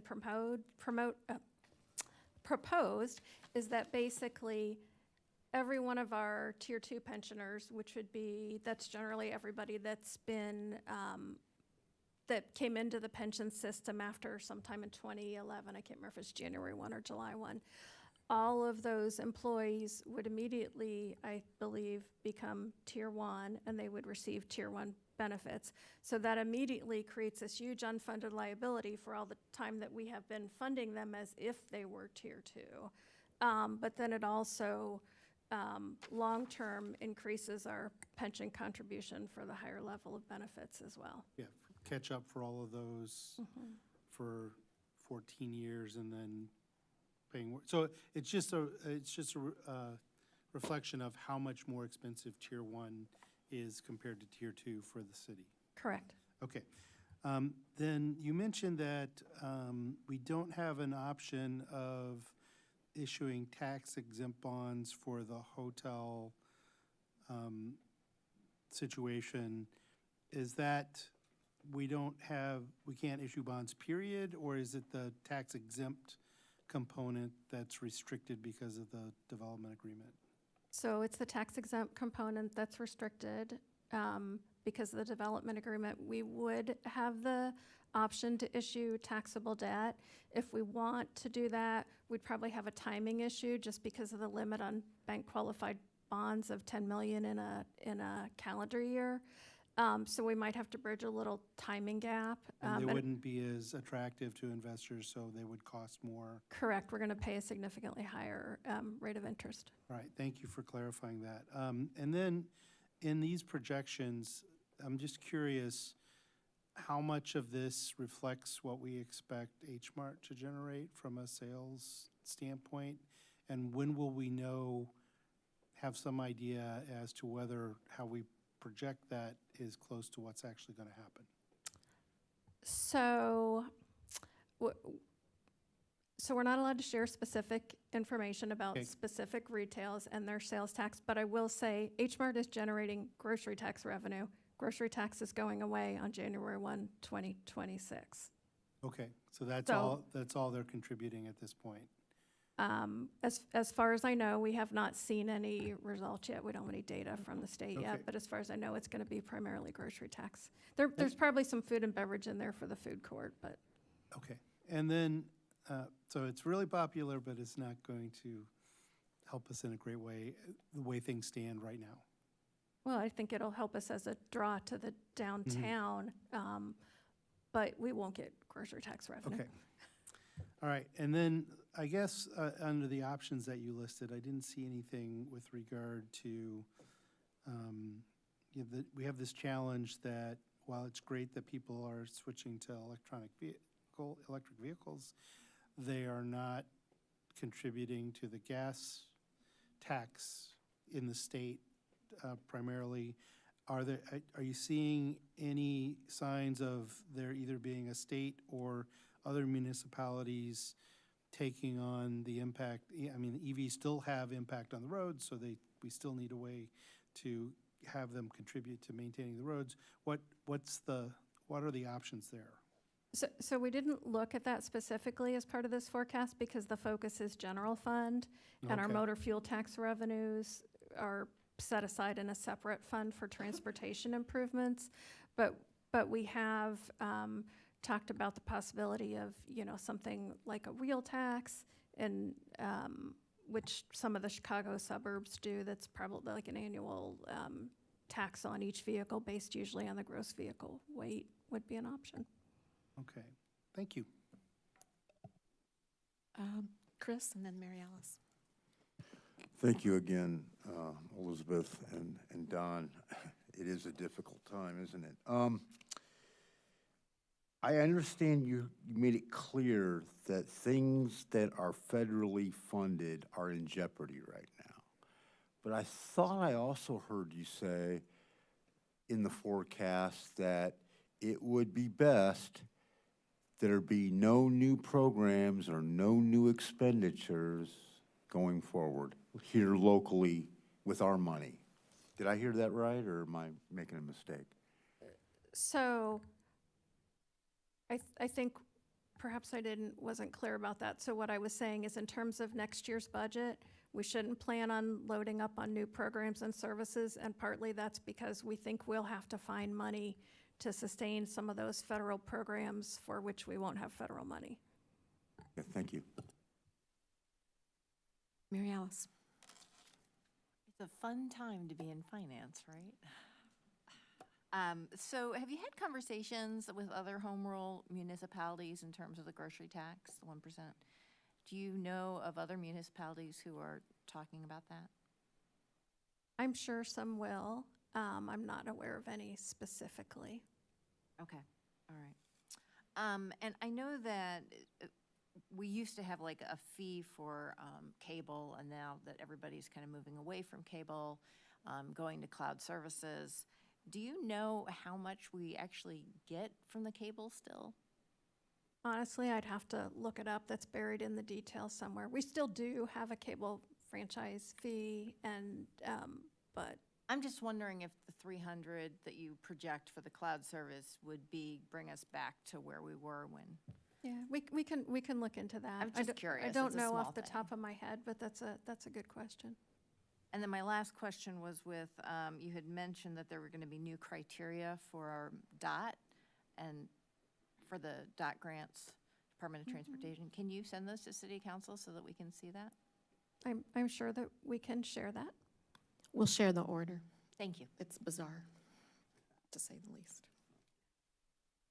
To the grocery tax, the Illinois Municipal League has prepared a template for an ordinance for home rule communities to pass. So that's been prepared by them. And I know Champaign, when we received word of the grocery tax elimination, they chose not to renew the grocery tax, but they increased the food and beverage tax, sales tax. So communities are approaching things in different ways.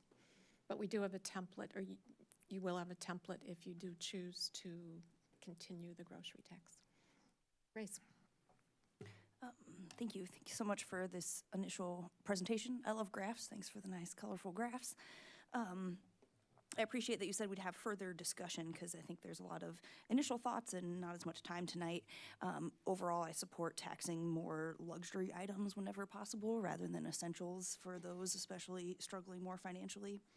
I guess my question was if we had an idea of when we would have some of those further discussions. I mean, I know sometime between now and budget, but if there was any particular time we were looping back on this. So I guess I wasn't trying to indicate that we'd have further discussion specifically about the forecast because we're launching into the budget process almost right away. There's a lot of internal work that still needs to happen. I guess I think what I was talking about was in terms of the debt for the hotel and how we would finance the development contribution. But if there's something specific you would like to discuss, I'm sure we can make a time. Thank you. Yeah, I think a lot of it will be included in those specifics and the overall budget stuff, so thank you. Any other questions for Elizabeth? I have a question. Go ahead, Sharice. Elizabeth, is there any way, or just based on like the chaotic stuff that's been going on the past couple of weeks, if we were to lose certain funding, do you have a close number of how much that would affect our general fund and how much we would actually lose regarding that? So like if we were to lose them. Yeah, so it's not really going to directly affect the general fund because most of our grant money goes into the CD grant fund, but it's home and CDBG are particularly concerning. And if we were to try to replace that, so we have, and I don't have it in front of me, but we have probably several $1 million in home and we have probably several $1 million in home and CDBG funds that have been awarded to us that have not been drawn yet. Plus, there's the future allocations that we might not receive. So we're talking millions of dollars, certainly. Like 10 million, 20 million. That's, like I said, rough estimate would satisfy me right at this moment because I understand the unpredictability of persons. So for those programs, for those programs, we're probably talking about a couple $1 million a year, perhaps. But that's on an ongoing basis. That's every year we depend on those funds, which is different than, for example, the RAISE grant for Florida Avenue, which is $10 million. It's a lot of money, but if we don't get the grant, we just won't do that improvement. And that's a vastly different proposition. And did I hear you say that their transportation grant depends upon birth rate? So did I hear that correctly? Yeah, I believe we'll send out the DOT order, but they have one of the things that they said in that order is that they're going to prioritize funding for communities with higher than average birth rates and higher than average marriage rates. It was crystal clear. They also indicated they would prioritize communities that would prohibit mandatory vaccinations with no specificity on what kinds of vaccinations, mandatory masking, and of course, local collaboration with federal enforcement of immigration policy. So it was pretty severe. Yeah, okay. I just wanted to make sure I wasn't imagining what I thought I heard. You didn't hear wrong. That's what it says, and I can send it tomorrow to you. Okay, yes, I really would like to see that. Thank you. Jaya. Mostly just want to say thank you. I can't even imagine trying to prepare this, especially with last week's news. And also just to reinforce that some of those funds you're talking about are what we use to serve the most vulnerable members of our community. I think it's important that we explicitly state that, especially as we're trying to stand on our values as a city, that those are also the same values that are going to make us a target. And so we need to be brave in this moment, but we also have to think about how are we going to continue to protect the most vulnerable members of our community if and when federal funding goes away. I think it's just a matter of how much.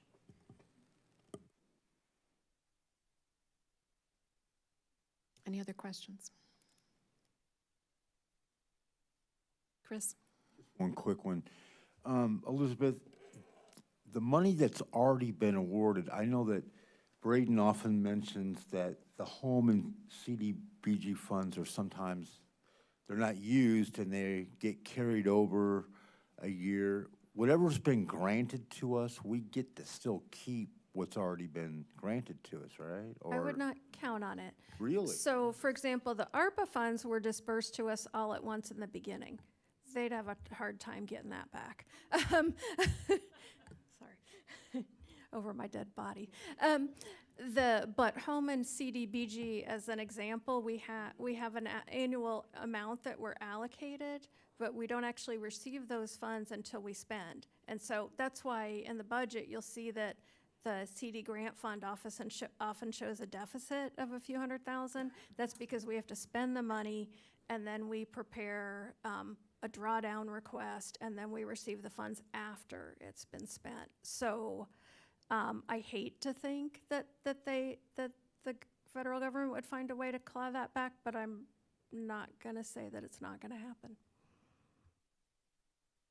Also included in the federal funds are some of the funds for the safer firefighter positions that are currently funded through federal dollars.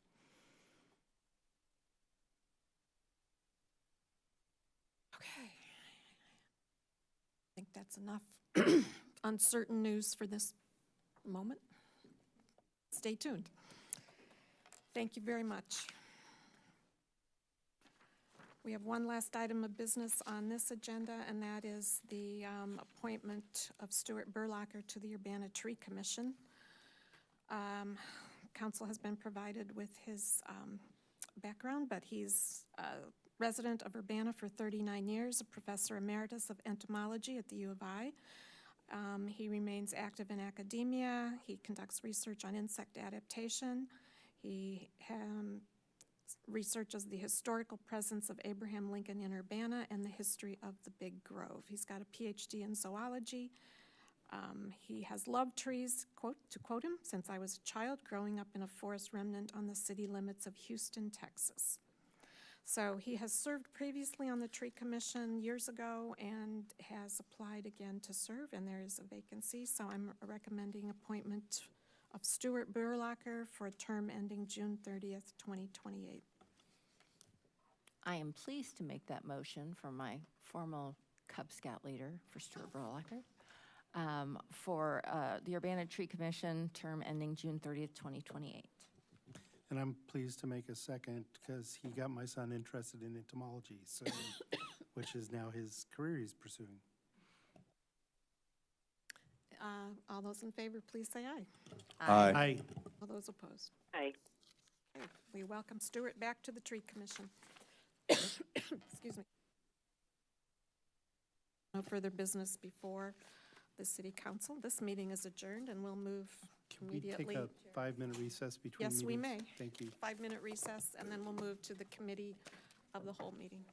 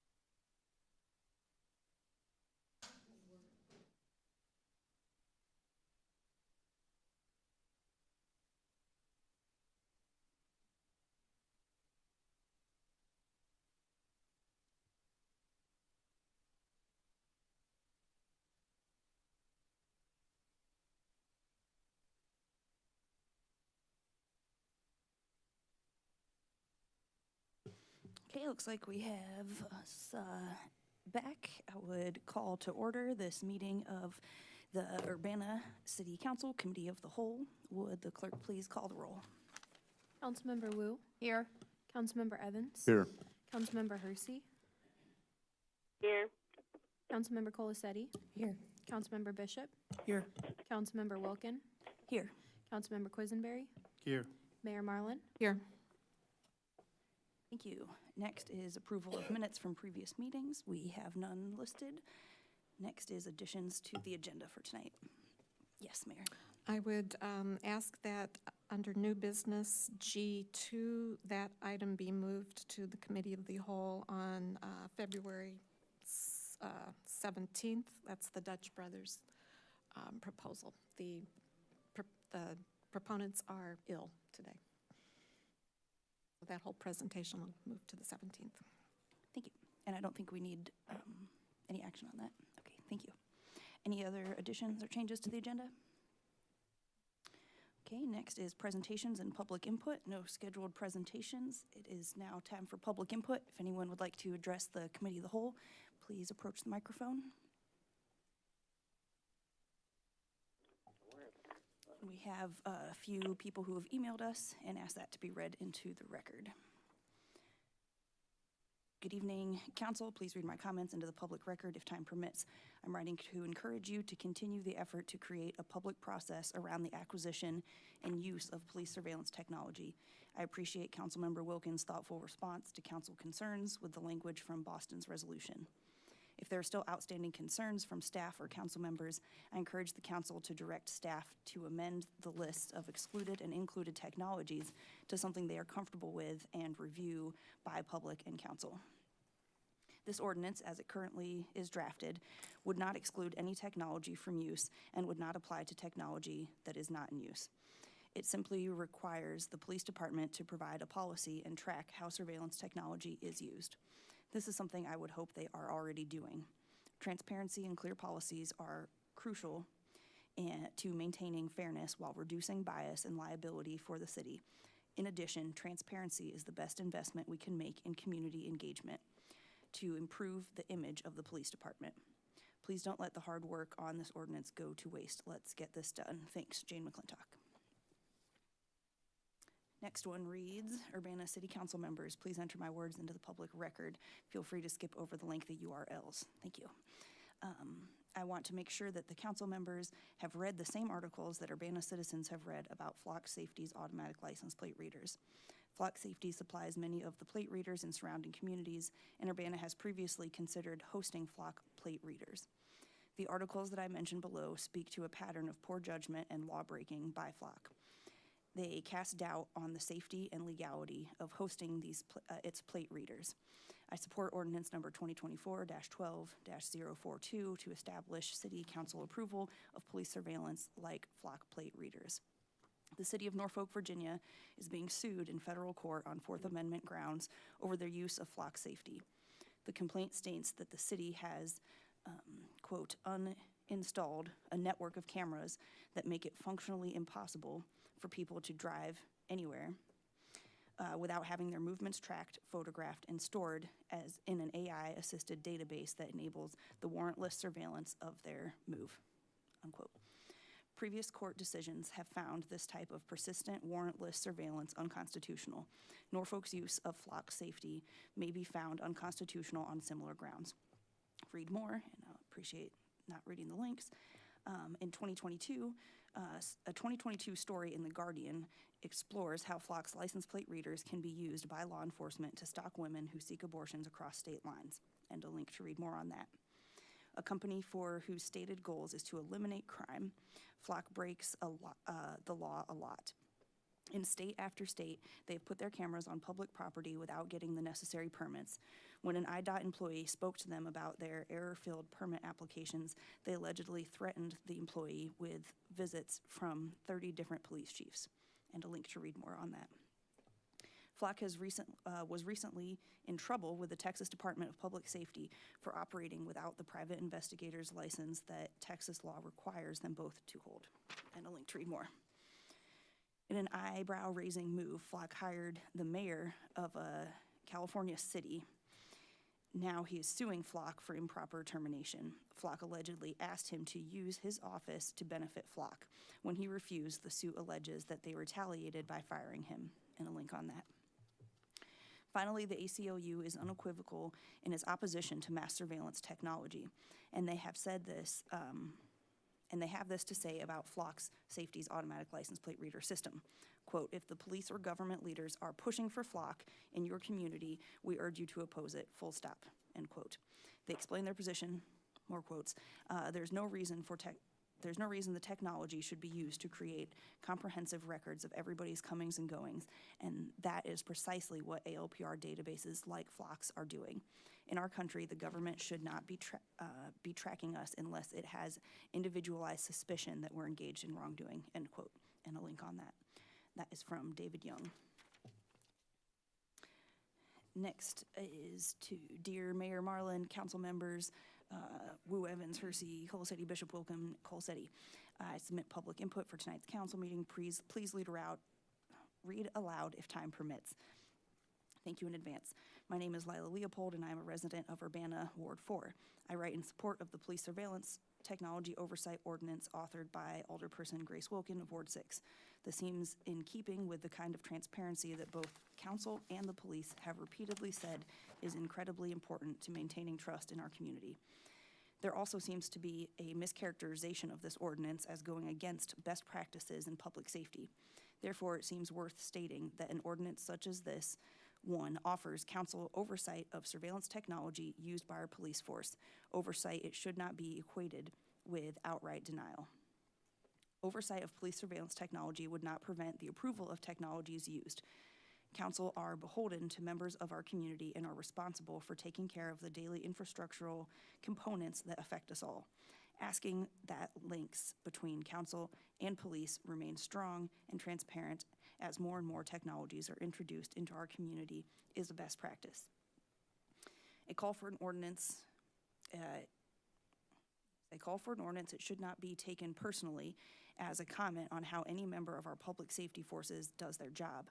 It seems like an incredibly reasonable ask, especially given so many current technologies involve such a degree of non-human decision-making that will only increase.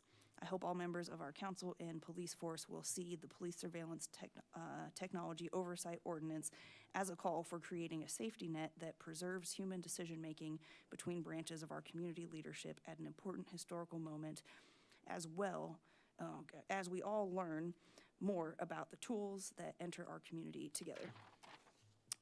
Please forward with serious discussion of the police surveillance technology oversight. Thank you, Lila Leopold. And last one to read for tonight reads to Mayor and City Council. I write in support of the ordinance that establishes the council's governing authority over new police surveillance technology and databases. At a time when the power of the police is being amplified by technological innovations, we must be proactive in protecting the public's right to know and participate in decisions that affect public safety. Notice that the ordinance is not about the Urbana Police Department and the officers who work there. It is not about the police chief and his policies. It is not even about the city council, nor any of the employees of the city. Rather, the ordinance is about good government and preserving the voice of the people.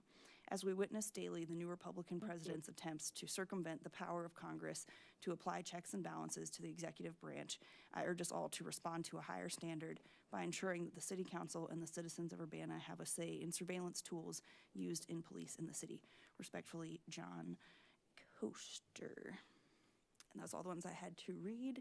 Any others that were asked to be read? Any change of minds in the live audience? Okay. Seeing none, I think that wraps up public input.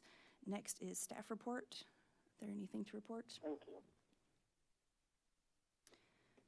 Okay, then our next item of business is old business.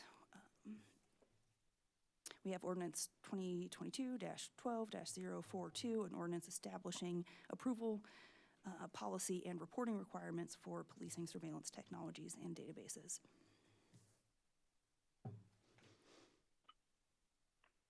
Yes, Mayor Mullen. I just wanted to catch everybody up to date, since we really haven't had a discussion on this since it was introduced in December 16th, but I wanted to let the public know what information has been gathered in the meantime. So The UPD staff has provided council, and that was in the packet for the meeting scheduled for January 6th, the list of law enforcement databases. There was a supplemental memo in the January 21st packet that provided a list of the UPD-issued technology that could be used for surveillance. And then for the meeting that was scheduled last week, there was another supplemental memo from legal staff that provided a review of ordinances from other communities. So those memos and information that was included in the packet addressed a number of the questions that had been raised when the ordinance was first introduced. So I guess from the city standpoint or the staff standpoint is, number one, is there any additional background information that the council needs to have before tackling this ordinance itself? A question came in today about Celebrite and comments about Celebrite. There will be a presentation on Celebrite, what it is as a digital forensic tool for criminal investigations, and that'll be prepared for the February 17th meeting. So there will be more information forthcoming on that. And then the comment that had been made from the beginning was request that council focus this ordinance on surveillance technology and specifically not on investigation tools used for investigation. So that's still a request that the ordinance focuses on surveillance. And I appreciate the revisions made to the original ordinance that Councilmember Wilkin has circulated. That's a good start. So the question is next steps. James. Yeah, I want to start out with thanking Grace for the additional information from the Boston ordinance. I thought that was very useful. In fact, I would say that the report from Boston was a really good example of what that might look like and how effective it might be without being an overly large document. One thing I know Grace has made a pass at editing this ordinance to utilize some of the information from the Boston ordinance. What I still find with the way it's written at this point is it does still refer frequently to policing technology as opposed to differentiating surveillance versus investigative technology, because I think both of those things fall under what I might call policing technology. The other thing that I noticed from it is under definitions, the Boston policy included a definition of exigent circumstances, which I understand to mean things are so dire, somebody's life or personal injury is defined as imminent, and a technology is used to preserve that life or protect someone from that kind of. The definitions in our version, our updated version of the ordinance, but there's no place in the ordinance where we add, how we feel. I think in the Boston ordinance, it describes it, and then it has a qualification on it specifically about it can't be used in context of someone, protesting lawfully, I think is the exemption that it gives for it. So I would like for us to add something to this that defines what we think an exigent circumstance is. I do believe I'm mostly comfortable with the definition of surveillance technology. I feel like we're still missing the definition of investigative technology. I know there's a list of what's in and what's out, but the terms like database and data collection are thrown around a lot in circumstances that I don't think I would include in this. I also don't see an exemption in here for body cameras, which are required by state law? Where is it? Help me find it, Grace. It's one of the not included technologies in the definitions. It says those required by state law and mounted on a vehicle, I believe. Yeah, that's the challenge. I mean, I could see Number how it 4 could be in there. and 5 on the not included specific examples. But but it's a body camera. It's not something installed. Pursuant to vehicle. state law authorization in or on vehicle along public right-of-way. Yeah. I was looking for if that included and a body, yeah. It doesn't. Okay. I look carefully for it. I couldn't find it. I think that's the intent of what that one is supposed to do, but, so that needs to be tweaked. The other thing that I just have kind of a challenge with is the standard for approving or policing technology or database. Section A, which is the only section there, talks about how the city council should do these things in the future. I have a concern about something that seems to be worded to tell future council on how they should do things. I understand what the intent is here, but I don't think we can compel a future council to make a decision in the way that we define it now. They'll make the decision based on how they look at the world at that time. I call that out particularly because there are two sides to this question that's documented here, which are the issues that we're trying to surface in this ordinance, but also the community has public safety expectations that may drive the need or the use for something that balance with some of these other concerns. So that section I still have a little bit of challenge for those two reasons. But I really appreciate the improvements that we've had. I also appreciate the information shared by staff. I think I have heard, although some people have said otherwise, I've heard an openness. I recall even when we were talking about LPRs originally in 2022, might even been 2021. One of the things that we talked about, I recall talking with Chief Seraphin about, was, logs and analysis of how the tool is being used as kind of, I think what some people are referring to as guidelines and audit capabilities. And at that point, I felt like we were able to talk about those kinds of policies. I would similarly like to see some examples of how our police team would define those things and see if they make sense with what the expectations of the various council members are. Chandra?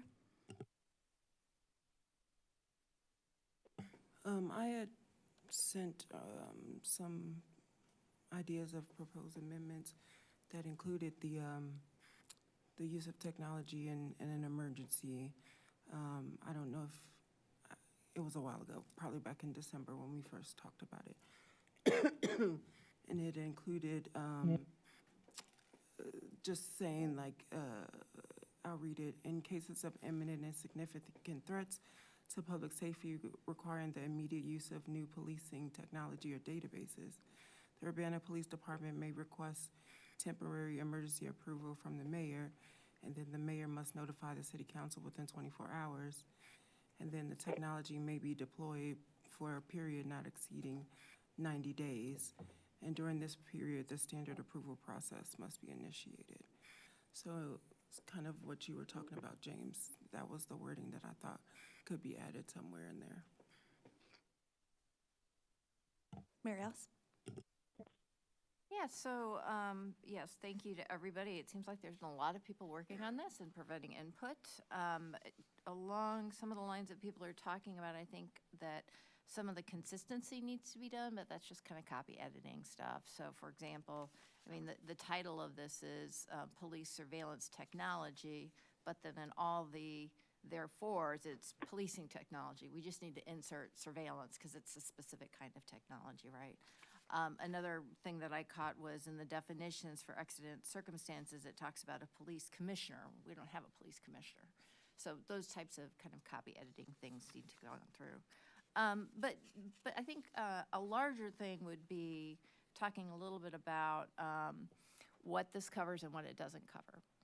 And so now I haven't read through all of the different links that you gave me, but I was looking at Oakland's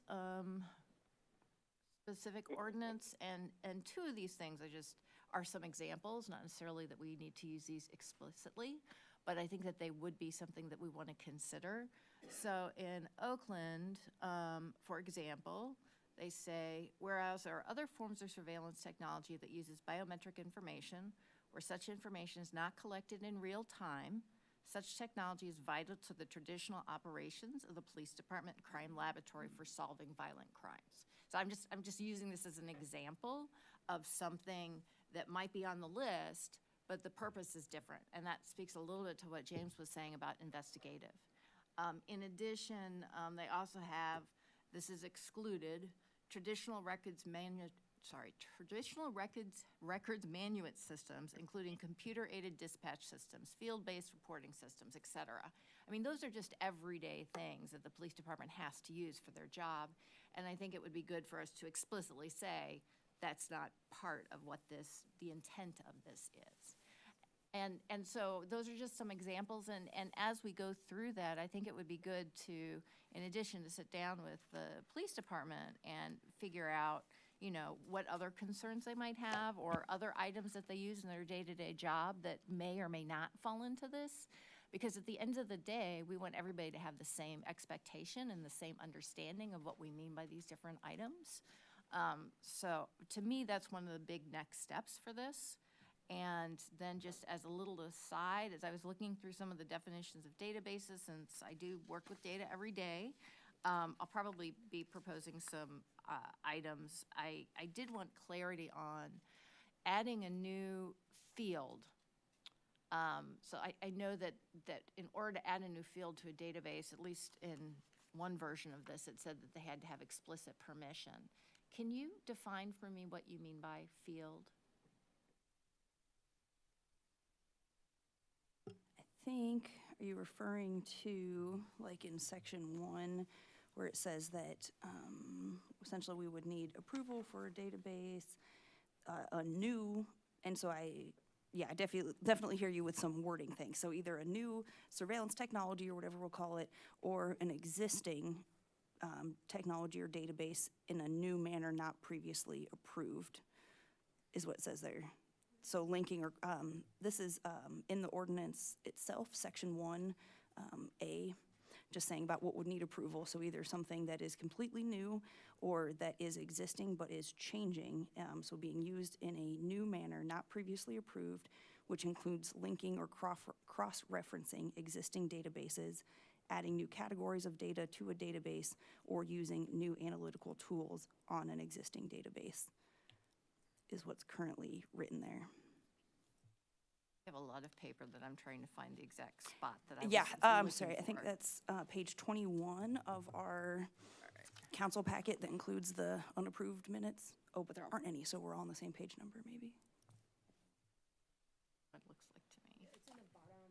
Yeah, so the first, therefore, section 1A. Bottom corner, section 1A. And we finished with the floor? Yeah, those are my main things is, you know, A, figuring out like what items are just part of day-to-day operations. B, trying to have a common understanding of everybody the community, council, staff, et cetera, so we all understand what we mean by surveillance technology. And C, looking a little bit deeper into some of the definitions of data and databases. Those are my big takeaways at the moment, and cleaning up some of the language. Thank you. Sharice, did you have any discussion at this time? Yes, actually. I need to understand exactly Could I be given an example of a situation where there's an emergency and we have to get permission, or they have to get permission from us within a 24-hour period? But if it's an emergency, I want to understand how that works. How we have an emergency that we get 24 hours to answer to. I didn't understand how that type of policy would actually work. If it's an emergent, then it seems like it's something that would have to be taken care of right away. Or if we're using somebody else's, is there something if we have to get somebody else's technology in order for our police officer to our police department to solve something that is emergent, are they punished for that? Because it seems like you said it'd be unlawful for the police to enter into any contract or other agreement. But what if we have to use somebody else's equipment because it's emergent? Yeah, so I'm not sure if that's directed at me or towards the group, which I Directed think at is... whoever can answer the question.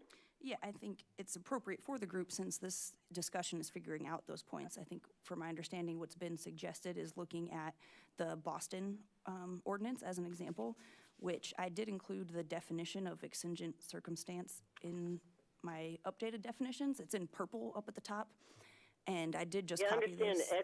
I understand exigency, but what I'm saying is that if in fact it is something that is, I don't know how to think about it, but let's say it's I hate to say it, put it this way, a school shooting, and they're not keeping hostages. What would you expect the UPD to do? What technology would be okay? And so I think approved for them to have? What we're talking about in this discussion is just the surveillance technology. So if there were an emergency situation and the department wanted to use a new surveillance technology that was not currently approved, then that's something that we can consider adding, and we have examples from other cities on the definition of that situation and the process in place. And I think the idea is so that it wouldn't hold things up. So if there were an emergency that we can't foresee at this time, and there was a need to access some surveillance data, that there's a process in place to do that quickly without going through the whole process for a limited amount of time, and then go through the approval process for permanent implication of that technology. Okay.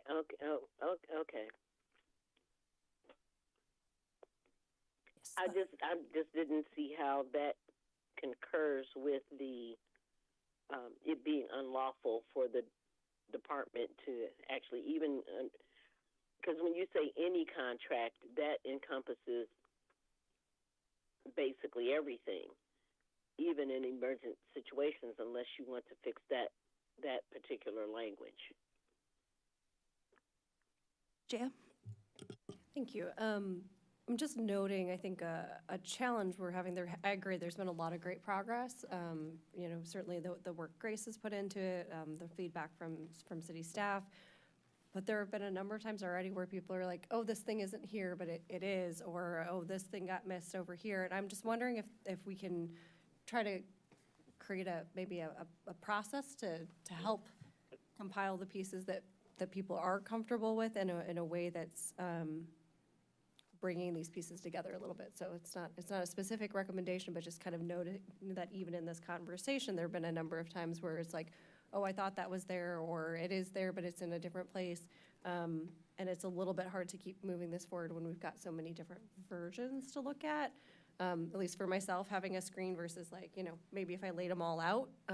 But I don't know if that would mean something more like a study session or some more clearly dedicated time for this purpose, but just want to note that I think we're going to continue to hit some roadblocks if we're looking at 3 to 5 versions of the same thing. Thank you.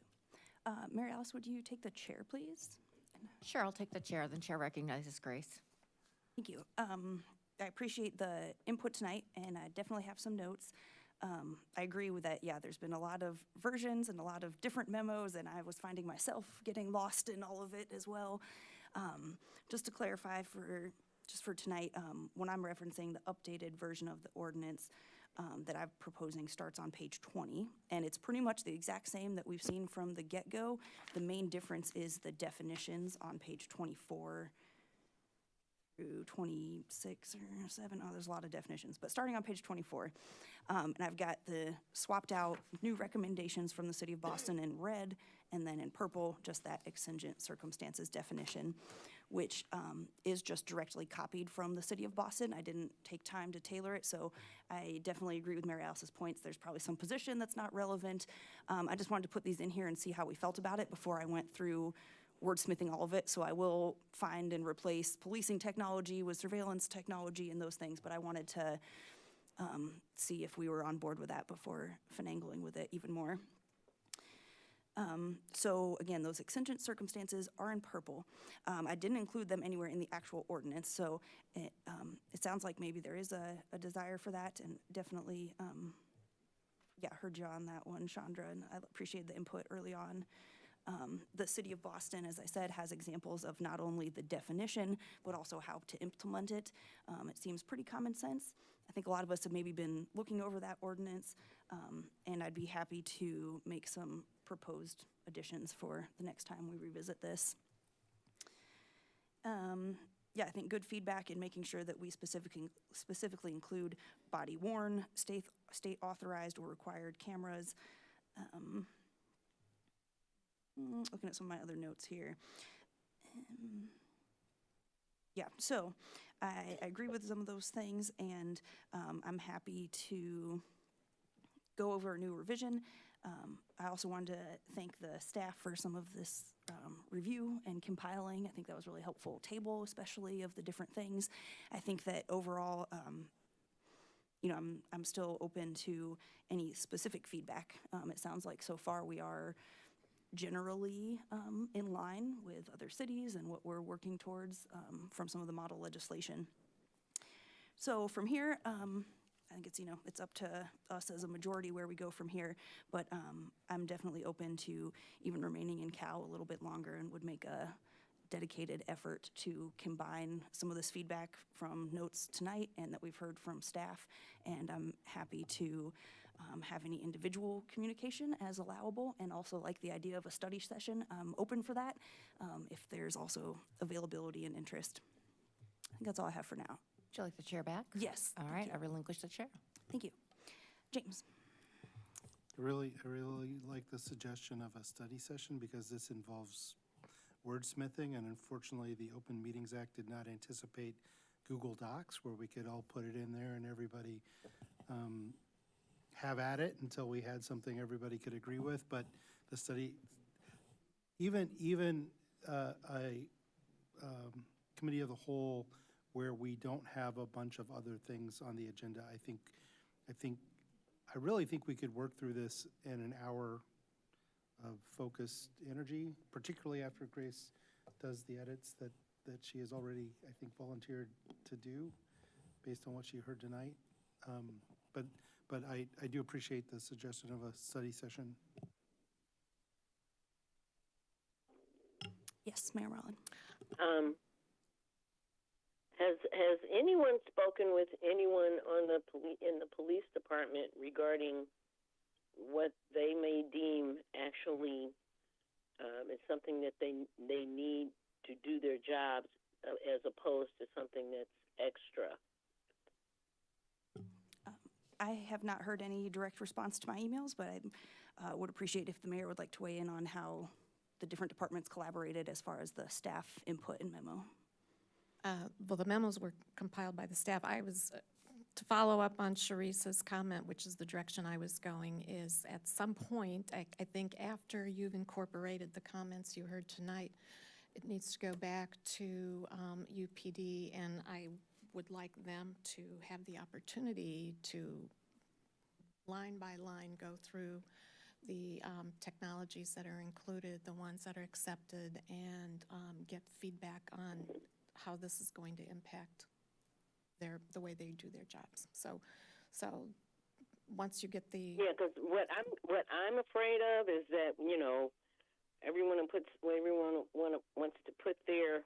I'm not a law enforcement professional. Okay, I've had a classroom. I've not had a police car or something where I know what I need to do my job. And I just don't want our police department to be sitting in it, you know, waiting around like Andy and Mayberry because of the fact that they don't have the proper tools that they need to do their jobs because city council deemed it unnecessary, or you have to get permission and all that kind of stuff. I don't want them to be in danger. And if we haven't discussed any of this with them, then we run to me a risk of not just putting our police officers in danger, but the residents of Urbana as well. And I think that we need to be very careful about what we want to say they need and what they know they need. And the only way that can really come to some kind of understanding is if they are a part of the discussion. Yes, thank you. Diane, did you have anything else to add? That's exactly true. So they need to be part of the discussion at the study session, and especially attachment A. That's the meat of this thing. So. Yes, Carol. I think another thing that would be helpful, at least in my mind, is I hear that the focus is surveillance technology, but there's still a lot of language about databases, and I'm not sure what the driving force is behind that. And there's the list that Dave Smizer put together for you.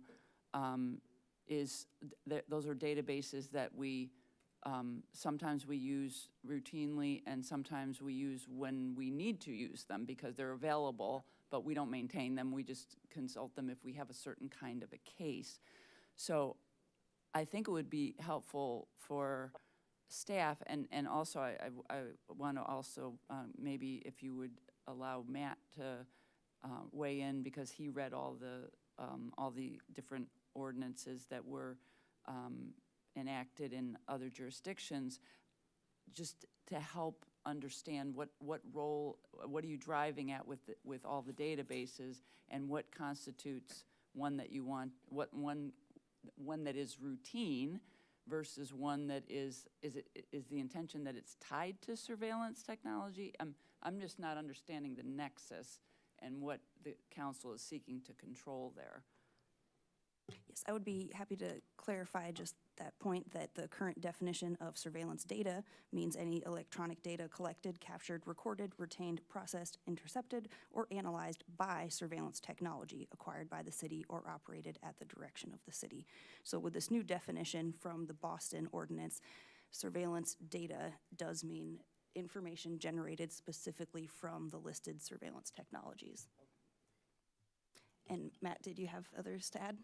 Just a couple of kind of overarching observations from looking at a lot of these. The definitions in the spreadsheet, you can see, like, I kind of put some of the same terms to see like what terminology was used for defining different processes or key terms, including the surveillance technology. My sense is that a lot of these definitions came from a common source. There are variations among communities depending on how they adopted it, things they might have pared down, or things they might have added to definitions. The differences seem to be on the margins, generally speaking, in terms of the core substance of these ordinances. And so, just as an observation, in terms of process and looking at how you want to kind of tailor it to our community's needs and this council's preferences, starting from those kind of the same kind of core definitions. And Grace, the Boston materials really are kind of right down the middle in terms of what I saw across communities. There were a few outliers, but most of them were very similar to the language in Boston. And the other difference I would just throw out there is that some of these ordinances, probably half, apply organization-wide and not just to police. Any departments that would use what would be classified as surveillance technology. I'm not throwing that out there to suggest it. I'm just saying it may be a thing to clarify ultimately in the ordinance, if there's any desire to address the technology, in a broader context. So. Awesome. Thank you. Chandra? I had a question under the use report. When it says an assessment in 5 and 6,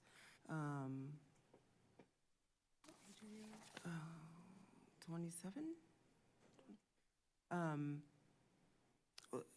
I guess, what does assessment mean? Like, is it a written assessment? Is it I don't know, I see like assessment identifying any potential adverse impacts of the police and technology. Like, an assessment can mean so much. Maybe that should be a little bit more specific, but I'm having trouble thinking of how it can be more specific. Yeah, if I may respond, I agree, and I'm open to any suggestions. I think that, for my understanding, the point of these, especially in the use report, use policy, and the annual report, is like a lot of our council goals and things we do of like trying to be specific enough so that people have an idea of what you're expecting, but also not so limiting that we're requiring something beyond what might be feasible for that situation. So I think that, in my opinion, assessment is kind of left open to interpretation depending on what the specific technology or use is, that would vary. But I'm definitely open if we have any other ideas on what might be a better word to get that same kind of expectation across.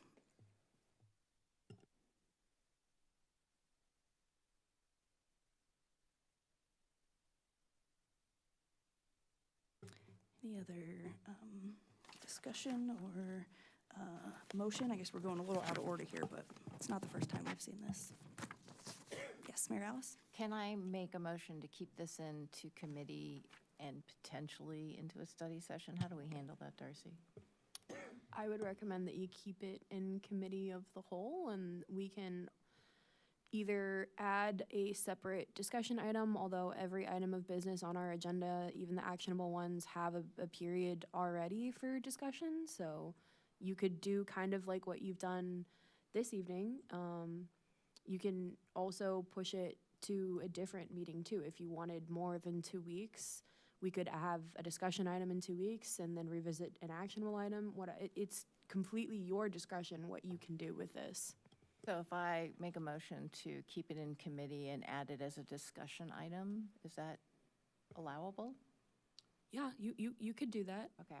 Well, it seems, because it is an action item, so do you mean instead of an action item? Yeah, because if we're going to have a study session, I assume that's like a discussion.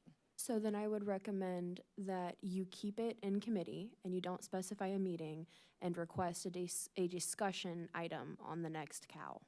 That way it's held in committee, and until we are told to bring it out of committee, it will just stay in committee.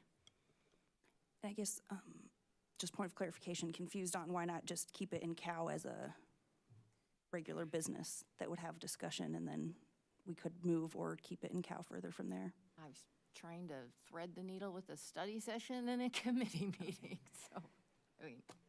The only other thing I will add is it has not been uncommon with our items of business, just like items on this agenda, where departments make presentations as part of considering an item.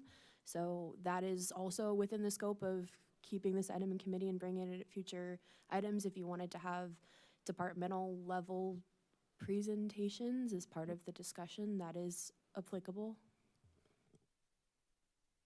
All right, well, I'm just going to make it simple. I'm just going to keep it in committee. Second. Okay, we have a motion by Mary Alice to keep this in committee, seconded by James. Any discussion further? Yes, Jaya?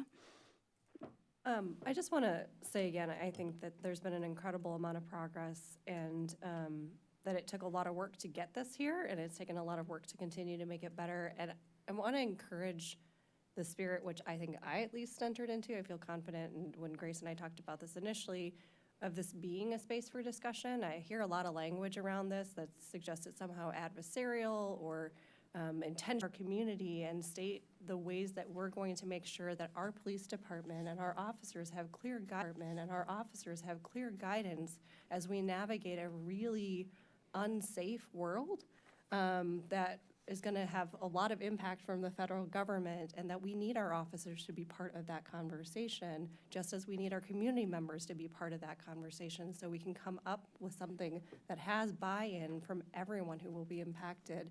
And just want to make sure that we're kind of approaching it from that place of, this is an example for Urbana to take the lead. We're years behind some of these other cities, but this is an opportunity for us to say, what are the total needs of our city, and how do we put that into writing so that there is clear guidance, not only in terms of our values, but also for the officers who are going to be asked to abide by this. Thank you. Yes, Diane? Just reminded me today, we had a discussion with staff. There are a number of state laws that actually govern the use of technology, such as drones, body-worn cameras, license plate readers, and there's probably other laws. So that ought to be incorporated into this as well, so that we acknowledge that we operate under state law, not just local law. So. Any further discussion? Yes, Darcy? I just want to ask as a point of clarity for the clerk's office. So the motion was to keep in cow. Do you want it to come back at the next cow, or do you want to just tell us when you want to bring it back? I personally would be in favor of just the next cow, but I'd let especially Mary Alice and James, who moved it, if you had anything in mind, and it can be a group discussion. So do you want it at next cow in 2 weeks, or did you have anything in mind when you moved and seconded? I thought it was seconding keeping it in cow, which means it would be on the next agenda. Yeah, and that's fine. I guess my one point of caution is I know that the community, there's a lot of community members who are really engaged in this, and I want to set expectations because I'm hoping that at the next time this comes, we do really kind of get into the meat of it and so forth. And my purpose at the next meeting is not to say, okay, good, we're going to move it on now.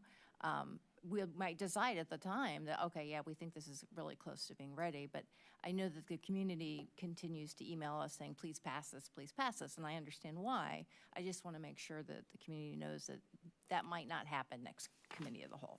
That's my only point.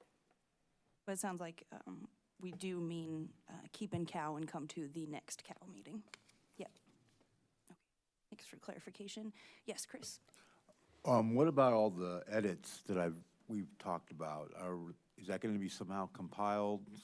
And Yes, I was taking some notes and have volunteered to compile. Also, if anyone else beats me to it, let me know. We don't have to it double sounds work like, it. though the mayor has mentioned the state laws that might be applicable to this.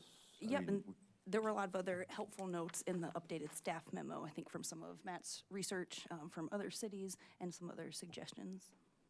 What I'm saying, and I think what you're agreeing to, is that I'd like to see all this kind of by the next cow, so it's available to us to see, like, you know, what is your final document, and what are the changes, and what are the laws, and kind of have this all in front of us so that we can at least have all the language. Go ahead, Jeff. So I would just say it's a lot for one person. So I think keeping it in cow, that gives us the chance to check in and see what edits have been made, see what communication needs to happen with that revised version and these external pieces, make sure that other city staff have a chance to review and weigh in. So I agree. I'm looking forward to seeing one document. But I think maybe even if it's since Grace has so generously offered to make those updates, giving her a chance to make those updates, and then for other folks, whether it's the pieces of legislation, being able to say, here's where we're gonna need to put that in, right? Here's, at least to kind of get us maybe by next cow, that would be amazing, but at least keep it on the agenda, keep it moving forward. And then I just also want to flag one more thing. Sharice's suggestion that when does the police department do their line-by-line response to this? Great, yeah, thank you all for the discussion. Yes, I will compile to the best of my abilities some of the discussion from tonight and from the staff memo. And I think that was also another great suggestion that people also feel free to come with your own general ideas and maybe even like specific language recommendations. Chief Boone would like to comment, if you'll allow that as chair. Yes, go ahead, Chief Boone. Thank you. I think for me, I'm having a hard time wrapping my head around this because when policy is established, it's established on artifacts or rules or laws that already exist. We have no surveillance equipment. My concern is trying to do it at one blush. We're going to make mistakes on technology we don't have. We're not even close to having. Now, let me just state, as long as I've been a captain, my philosophy surrounding surveillance has always been three prongs. Is it legally by the Constitution, constitutionally legal, number one? Number two, do we have a moral obligation to impact, stop crime, injury? And lastly, does the community have the voice? That has always been my position. These folks that come up here to this mic and just make up stuff, a mere search surrounding facial recognition, my position's on that 5-6 years ago. So, folks, I embrace the concept of engaging in the government and the community surrounding the Fourth Amendment. My challenge is we're making policy on stuff we don't have. Thank you. Yes, Jaya. Yeah, I think this is why the conversation is so important, right? Is yes, right, that we don't have it now, but I think for future generations, for our community to understand what would be the process if we did, right? And so I think being able to provide that clarification is exactly part of that transparency piece, right? So even if it's saying, we don't have this, but if we were going to implement it, there's a process.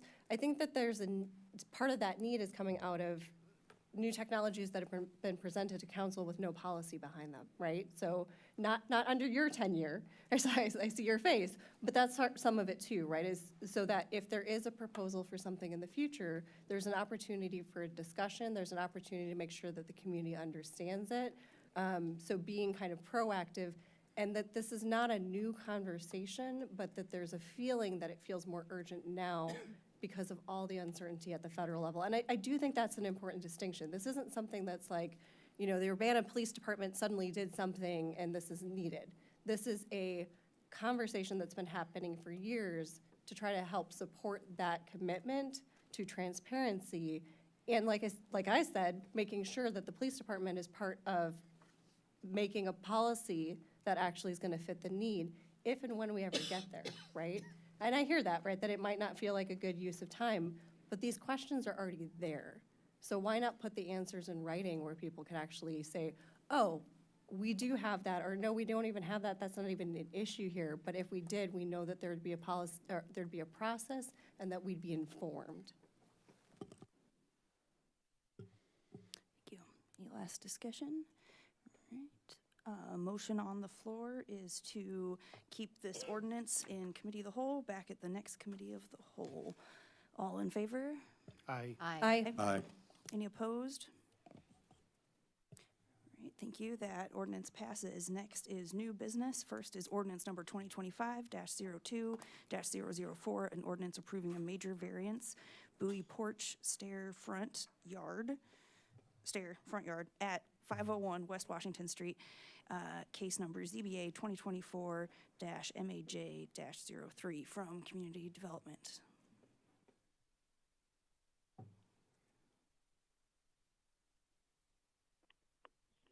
Good evening, Council.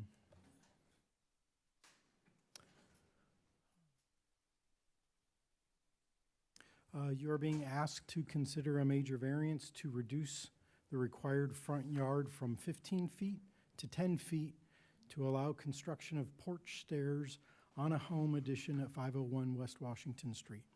On January 15th, the Zoning Board of Appeals reviewed and voted unanimously to recommend that council approve the requested variance with the condition that construction be in general conformance with the submitted site plan. The construction of these porch stairs and building addition would have no impact on city services or its budget. The activity would be in line with the comprehensive plan's designation for this future use of this property as residential. No one testified at the ZBA public hearing, and staff received one objection to the variance request. The staff report and meeting minutes are attached and contain additional information, which I'm happy to answer questions about. Regarding staff's recommendation to deny, the legal criteria to grant any variance requires that there be a special circumstance or practical difficulty related to a parcel or structure that makes adhering to the zoning ordinance difficult or impossible. Granting a variance is unwarranted without special circumstances or practical difficulties. Neither the applicant, staff, nor the ZBA found any special circumstances or practical difficulties in this case. So staff continues to recommend that City Council deny the major variance because the threshold condition for a variance is not met. While the request will not cause harm to the neighborhood and is more visually appealing than alternatives that comply with the zoning ordinance, a variance is not the proper mechanism to achieve the desired outcome. If City Council approves the variance request, it will need to articulate a special circumstance or practical difficulty of the parcel or the building in meeting the implementation of the zoning ordinance. There is a blank in the draft ordinance for this finding, otherwise the ordinance will not be legally sufficient. Independent of the outcome of this particular request, staff would like to draft an amendment to the zoning ordinance in the near future to amend the setback requirements of porch stairs to allow them to encroach into a minimum required yard to the same extent that porches themselves are allowed to encroach, and to allow further encroachment if needed to bring the rise and run of the stairs up to current building code standards. If City Council is open to considering an amendment to the zoning ordinance, staff would bring a draft amendment to Plan Commission for their review. Got some pictures for you. This is the existing porch. It's a short porch. The stairs come down off of the side so that they aren't currently encroaching into the required yard. Here you have the existing versus the proposed porch. The existing porch is shown here with the stairs. The walkway goes diagonally and then down to the street. The proposed activity is to build this addition here, which is within the building area of the parcel, and then the landing and the stairs would encroach into the 25-foot required front yard. This is a close-up of the proposed activity. The porch itself, the landing, would be legally compliant because it is allowed to encroach 5 feet into that required yard, but the 5 feet encroachment is the maximum. The stairs are the thing that would actually be encroaching into the required front yard. And that's why we have this line here of limit of encroachment by ordinance. That's a 5-foot line, and then the extra 5 feet is for the stairs. And then we have a little elevation version of this, a cross-sectional. Here is the required front yard. Here's the 5-foot encroachment that's allowed for the porch landing, and then the stairs are the additional 5-foot encroachment. So here are the recommendations that I just read. ZBA recommended to grant the requested variance with the condition that it can be in general conformance with the submitted plan. Staff found that the request was not due to special circumstances. Staff would like to present an ordinance text amendment to Plan Commission that would allow porch stairs to encroach into a required yard. That's the end of my presentation. I'm happy to answer questions.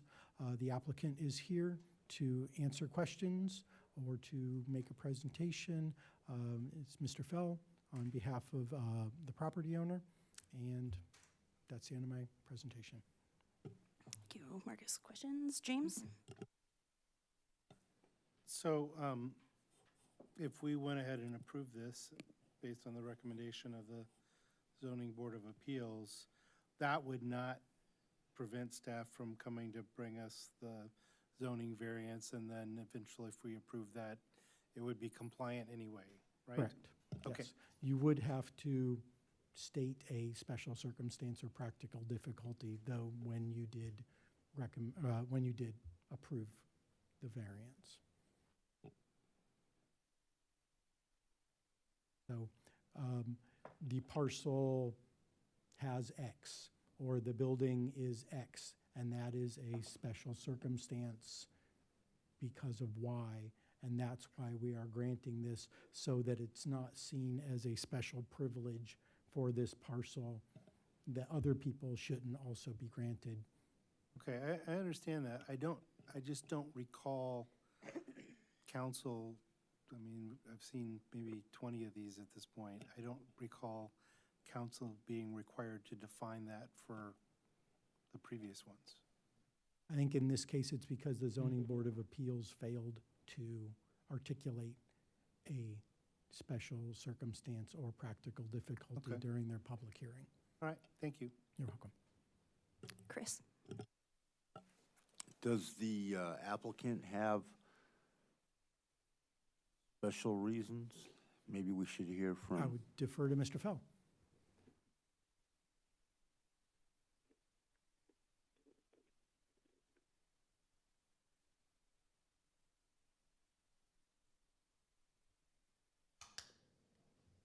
Okay, we're on.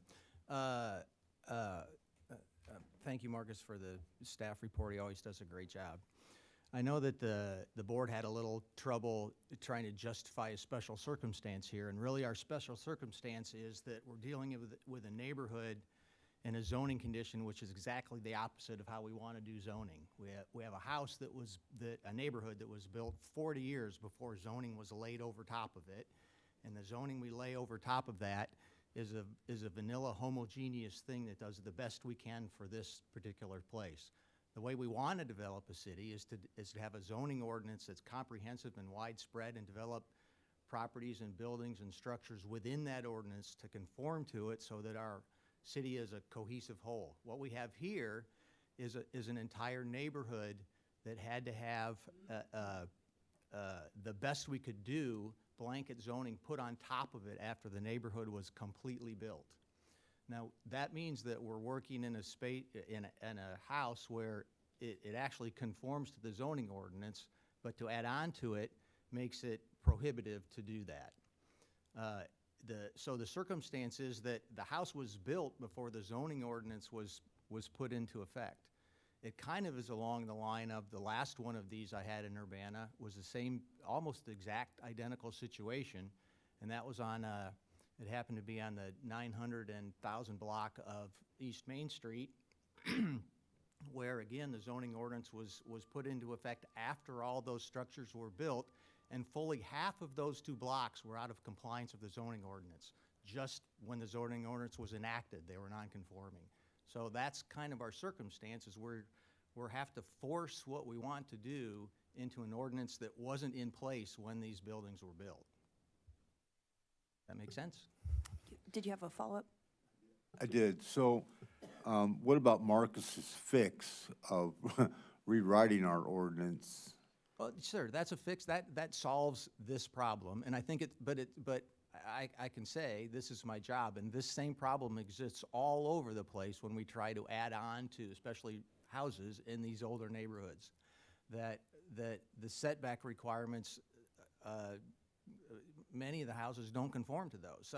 So if we want to, literally the house, the previous example, if we wanted to add on to the back of that house, we had to tear off the front because we were too close to the front yard setback, right? So it's just, it was legislated in illegally. I mean, this case wasn't illegal, but we're just to the edge. We're doing what is a logical progression of an addition to this house in the neighborhood is against the ordinance.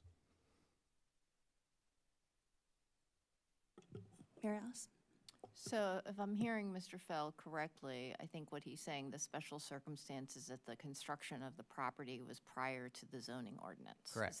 Is that in a nutshell what Correct. you're saying? Yes. Chandra? So if this major variance is denied, Marcus, can those stairs still be built? Not in the configuration or the direction that they would like to. They could run them westward towards the driveway, which is a shared driveway with the neighbor, and that would also, I think, lead to loss of living space in the building addition that they were proposing to build.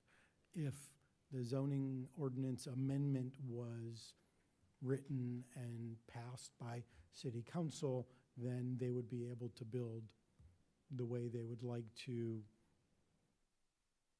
There would be a delay while that work was done. Okay. Jay? I'm thinking back to the conversation about duplexes, and wasn't part of the impetus to trying to change that for the same kind of reason, is that a good chunk of the properties in a particular area are non-compliant or couldn't do what they want to or should be able to do, that there isn't a unique circumstance, right? Right, like in this situation, it sounds like actually a lot of the houses could benefit from this change in the ordinance. And so is that kind of the logic from the staff recommendation, is it doesn't meet that criteria because a lot of properties would be in that same situation? Correct, and that's where the hope that regardless of how you decide on the requested variance, we would hope that we would be directed to amend the zoning ordinance to take that onus away. As Mr. Fell alluded to, many of the houses on this double block face, their porch stairs are legally non-conforming because they all come out towards the street except for one. 9 out of 10 of them are legally non-conforming. If they needed to do something to the front of their porches, they'd have to get a variance to be legally conforming. And amending the zoning ordinance would fix that, but that is a separate issue from the variance request that you have in front of you. And so I think Ms. Wu was moving towards maybe the special circumstance or practical difficulty. Right, which does apply, though, to everybody on this block and everybody in an R2 through R5 zoning district whose property's required front yard is the average of all of the houses on the block, and therefore, is running very close to the front property line. Other questions? Sharice, did you have any questions?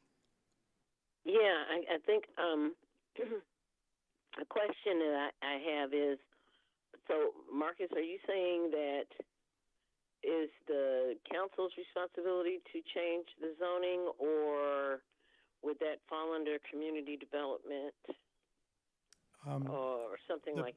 The planning division. That. The planning division would work on amending the language and then bringing that to Plan Commission for their review and recommendation to City Council, and then we would bring that to City Council Committee of the Whole for discussion and then review and decision. Okay, so my other question, if I can continue just a little bit more, if everyone in this particular area well, not everyone, let's just say one other person needs to repair their porch, and the repair that is recommended by the contractor means that they have to go against that variance. What you're basically also saying is that that homeowner would not be able to repair their the way the zoning ordinance is now. They would not be allowed to actually repair their porch. So I'll clarify for you, because this is where it gets into the single words and phrases of the zoning ordinance. Yeah, practical difficulty, so on and so forth, Well, special circumstances. If somebody was repairing, if their stairs looked like this here and they needed to repair them, they could do that if they were doing it in the exact same location as those stairs were. In this case, the stairs are proposing to be shifted to the northeast by about 8 feet. So it loses that exemption for allowing stairs that are already encroaching to continue to encroach and be repaired.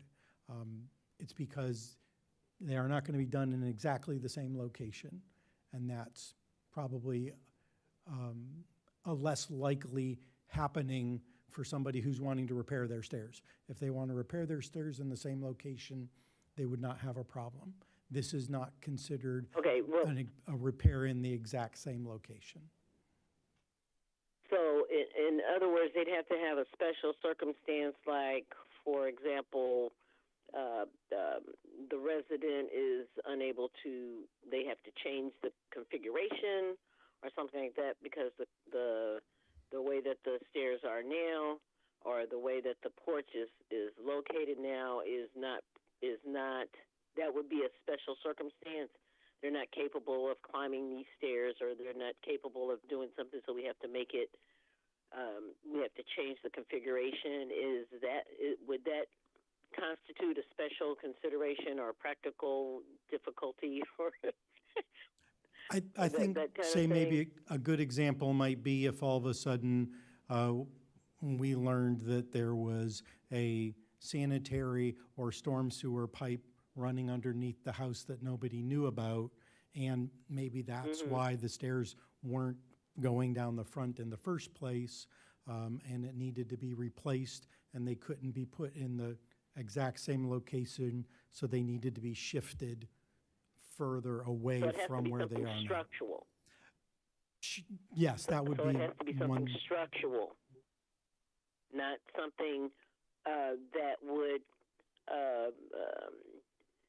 impede on the quality of life of the owner or something like that. It has to be something Correct. structurally. Okay. Not typically a quality of life issue. We do have some allowances and exemptions for mobility issues. Okay. So your recommendation then is that we move to change the zoning in order to make it okay for somebody to work on their own home, because right now all of their variances are illegal. I'm trying to figure that one out. Everybody's home, everybody would be able, that way everyone who would need to make changes or have the right actually to make changes to their home, they could do that, within legal. Yes. The planning division does recommend that we work towards amending the zoning ordinance to remove this barrier, in addition to whatever decision you come to on the variance. Thank you. Okay, thank you. I think we've got more questions. I had a question or two I'll slip in. Did you already have some? I had a question. You have a question? Okay, go ahead. And I could be forgetting some of the details of this case, but we had a case in front of us on Illinois and I think Cedar, in which they wanted to tear down the garage and rebuild the garage in the same location, which required a major variance. And they wanted to do that because they didn't want to get rid of their garden.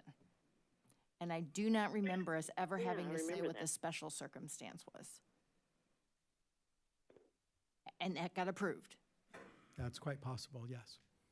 Within the past 3 years? Yeah. Yes.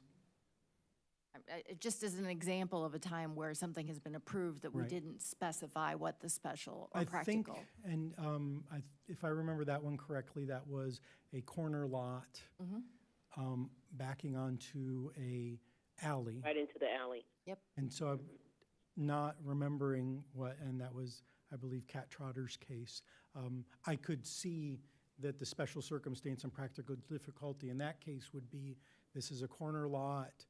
I know there was a lot of discussion about, well, should they have their driveway come out onto Cedar versus coming out onto the alley? There were a lot of special circumstances and practical difficulties on that lot that you would not see the combination of that in other places in the R2 or R3 zoning district, whereas this is like all of the houses on this block are R2 and they all are subject to this 25-foot setback. So how is this one special compared to the other 9? Right, so I'm trying to remember, so you said the average front yard setback, is the default for R2 15 feet? The default is 15 with an average of 15 to 25. Right, So so in- I guess what I'm trying to say here is, like, if I think of Pennsylvania, for example, that has those houses set really, really far back. Right. Right, try and take an average of that is gonna be pretty wild. So I'm just wondering because if you count the extra 5 feet, and so basically it encroaches 10 feet, and there's a 25-foot setback, right? That's a 15-foot setback, is what I'm saying. If you go by that kind of standard, not the one where we average out all the front. Right. Yeah, all right, I just want to throw that out there. I'm gonna hit 2 questions for you, Marcus. Is there a safety recommendation for setbacks? Like, is this aesthetic? There was just one comment that brought up visibility being the issue. I'm just wondering, as a technical Planning thing, staff where's that? see no safety concerns with a 15-foot setback here, which is why the default, the minimum setback is 15 feet. And other question is, could the reason for approving the major variance be that council does direct amendment to the zoning ordinance? Are those mutually exclusive, or could that be the reason that we found that maybe this isn't necessary and we plan to change it, so that's why we'll grant this and move forward? I will answer and then defer to Mr. Fell, but also I'll defer to the city attorney and the administrator. I've only been here 8 years. I have not seen a variance granted saying, we normally wouldn't do this, but we plan on having a zoning amendment change, which would have made this a moot point if the zoning had been different. And I don't know state planning law that well, but I don't think that is a valid enough reason to, because worst case scenario, 6 months from now, there's different members on city council and they think it's a bad idea and it doesn't get changed. Yeah, makes sense. Any other additional weigh-in from staff? Makes sense. Okay. Other questions? Or did you have a weigh-in? I would just like to say is kind of the last thing. I do believe a special circumstances, this house was built 40 years before there was a zoning ordinance, but I'll go with Marcus and say, I think our special circumstances, even the planning department realizes the zoning ordinance is flawed enough they want to change it to fix this rule. So that kind of demonstrates to me as special circumstance, staff understands that what they're forced to do by law, because they have to deny it, because they have to, they realize that's flawed. So to me, that's a special circumstance. So. Chris, did you have questions or motions? I think Mr. Feld just summarized what I was going to say, Marcus. I mean, we're saying he's violating the rules, but the rules need to be changed. There's your special circumstance, so, Again, I don't know, I mean. I will defer to the city attorney Okay, okay. to determine if that's legally sufficient. Any other questions? We don't yet have a motion. I do have a question. One more. Go ahead. Is there a time factor on this particular variance? Is there Mr. Fell? Is there a time when this porch needs to be done or not, or however? Spring, when the weather gets nice. We don't want to dig before middle of April, probably. So we could actually, this could be discussed and things could be done for a little while before we start talking about whether or not we go against the zoning board or the zoning law, or if we change it, you'll have some time for us to. There'll be some time for us to contemplate all this. Could be, but ideally we have a decision so we can move forward whether this works or not. You know, if it's denied and we have to redesign the project, we want to have it redesigned so we can have construction begin at the same time. So then my question next is, can you redesign it anyway in the event that it doesn't get that it doesn't get passed, but still have time to try to make any changes? Yeah. Yes. Yes. So that way, if it's not passed, then you already have Plan B to go by. Well, we don't have Plan B yet, but we will if it doesn't pass. I know what I'm saying is that in the event that this doesn't go forward, you already have a Plan B in place. Is what I'm saying. If it doesn't go forward and we know that soon, we have time to change the design in order to secure a building permit before we would like to begin construction. Part of the issue is between when this is approved or denied.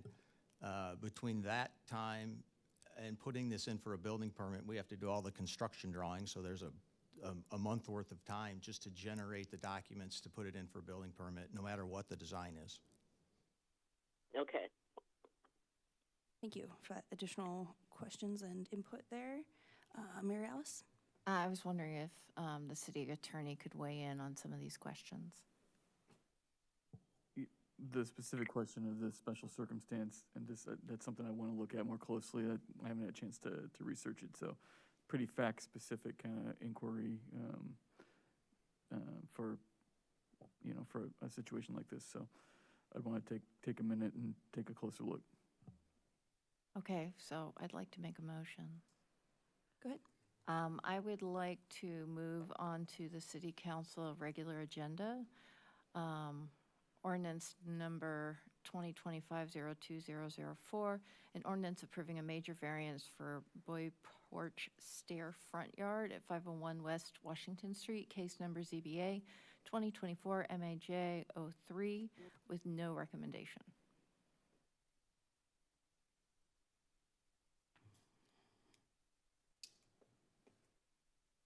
Do we have a second? I'll second. May I ask a question?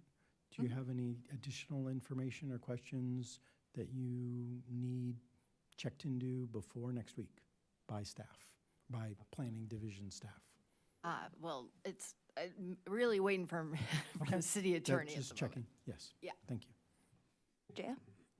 Yeah, thank you. I'm going to be voting against this because I don't think it meets the criteria. I think it's problematic the way we're trying to selectively choose which of our zoning ordinances we feel like it's different enough, so we're going to pass it. Or I agree absolutely with the recommendation from the staff to change this, right? There's a fix for this.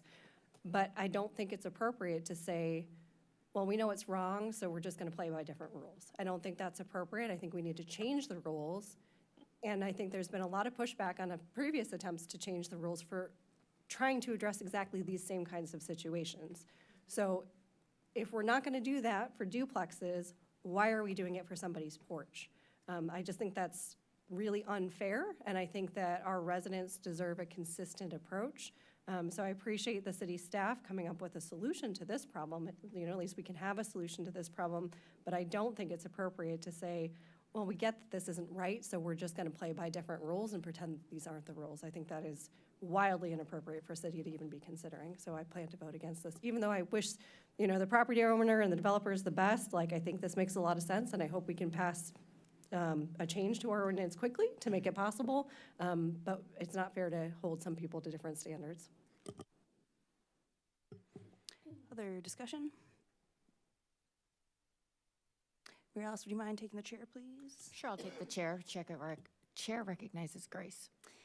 Thank you. I feel torn on this one. I agree with some of Jaya's points there for sure about having, and with the staff recommendation that we need to have legitimate points and stick with our process and have some consistency and fairness across all these parcels. I also agree with the amending our zoning, and if we find things that continuously come across that need to be changed, I'm down with that for this as much as I was on board with the seemingly arbitrary size requirements on duplexes as well. So I think if we are going to do that, maybe reconsider a bunch of things in zoning as we've come across them over the years. I can also see some of the other side, that the special circumstance of this house being built in 1912 before the zoning regulations were there.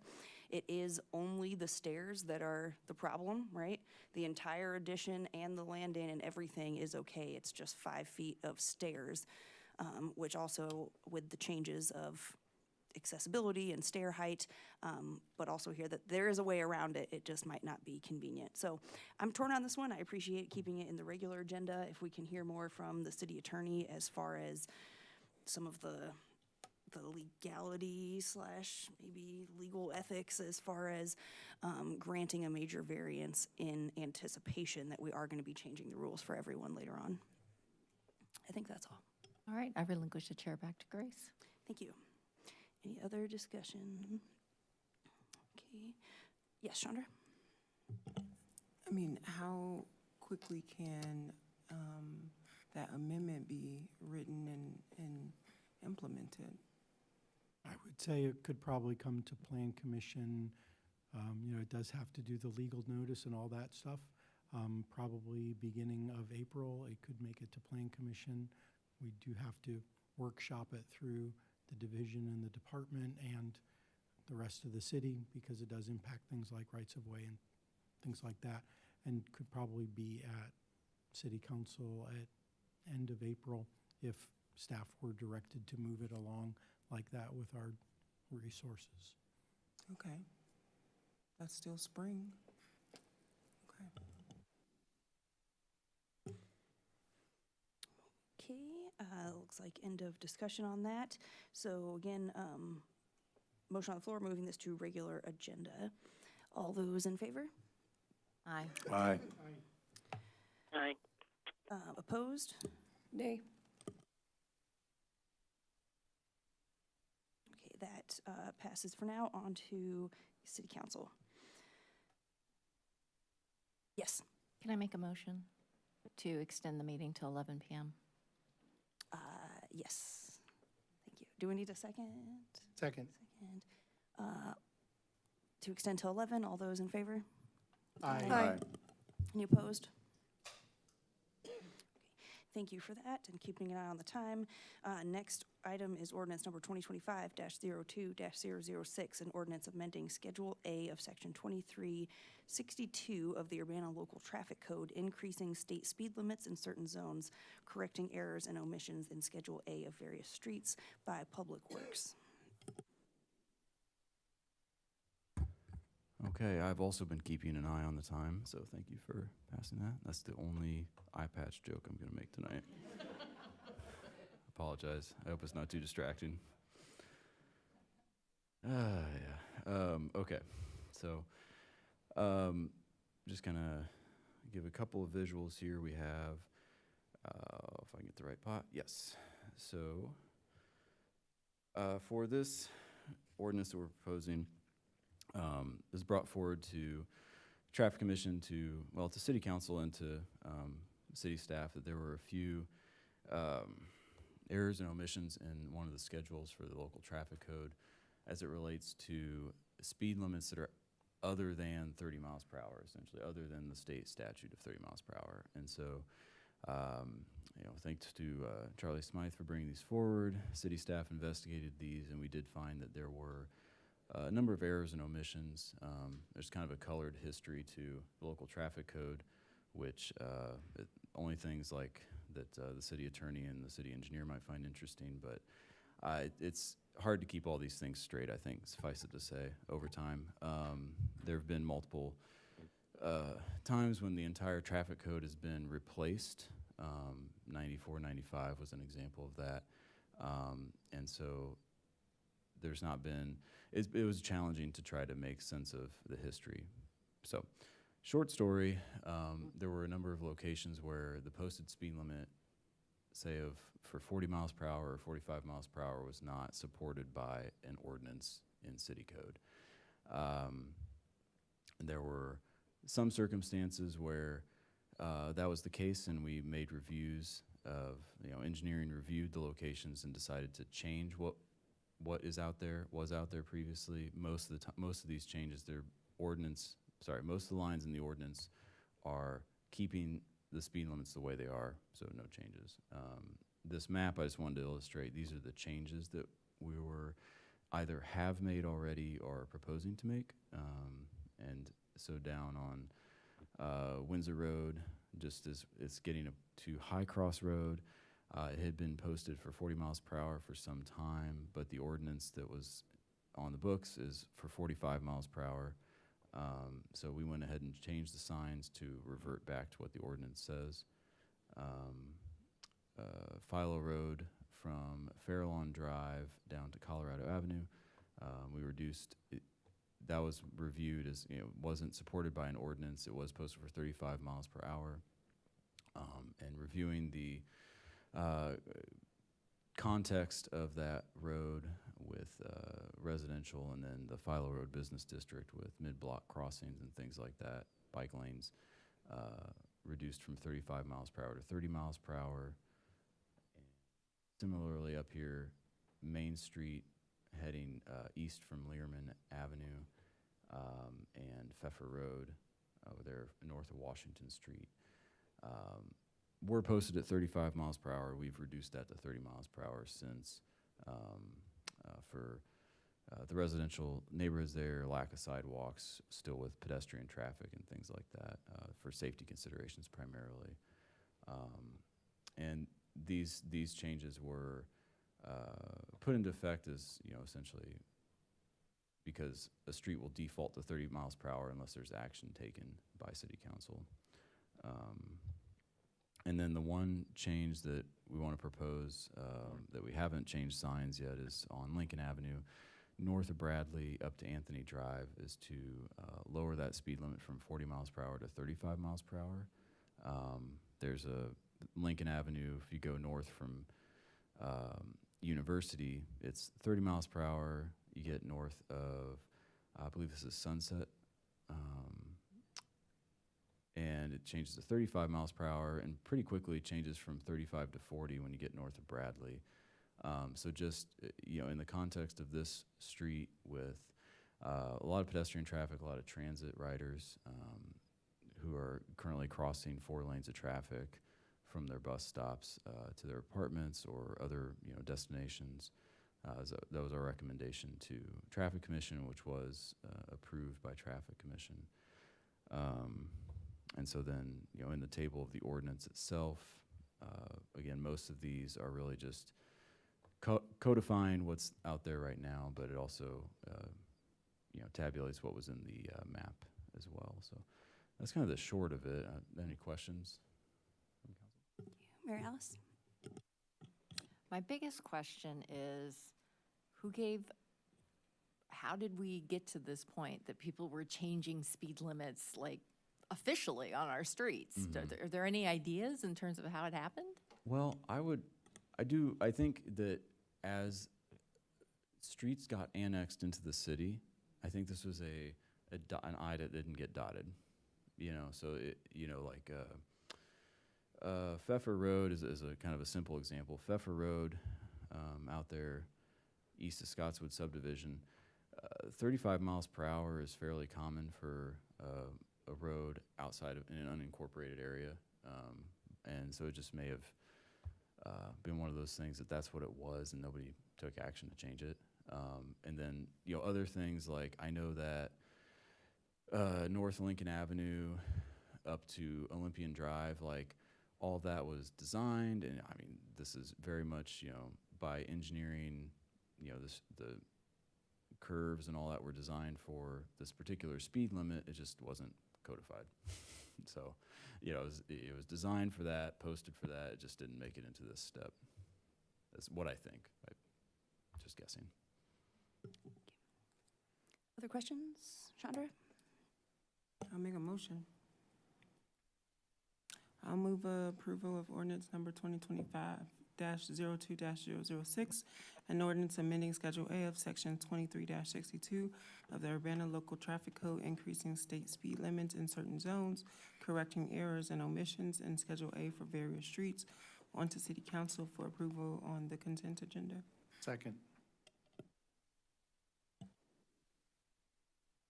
Oops, discussion. Yes, Mary Alice. I actually was going to ask if I could ask Sharice her opinion, because the only thing that we are really changing in the code is the Lincoln Avenue in her ward. Sure. Regarding the speed limit that goes from 35 to 40 miles an hour, I understand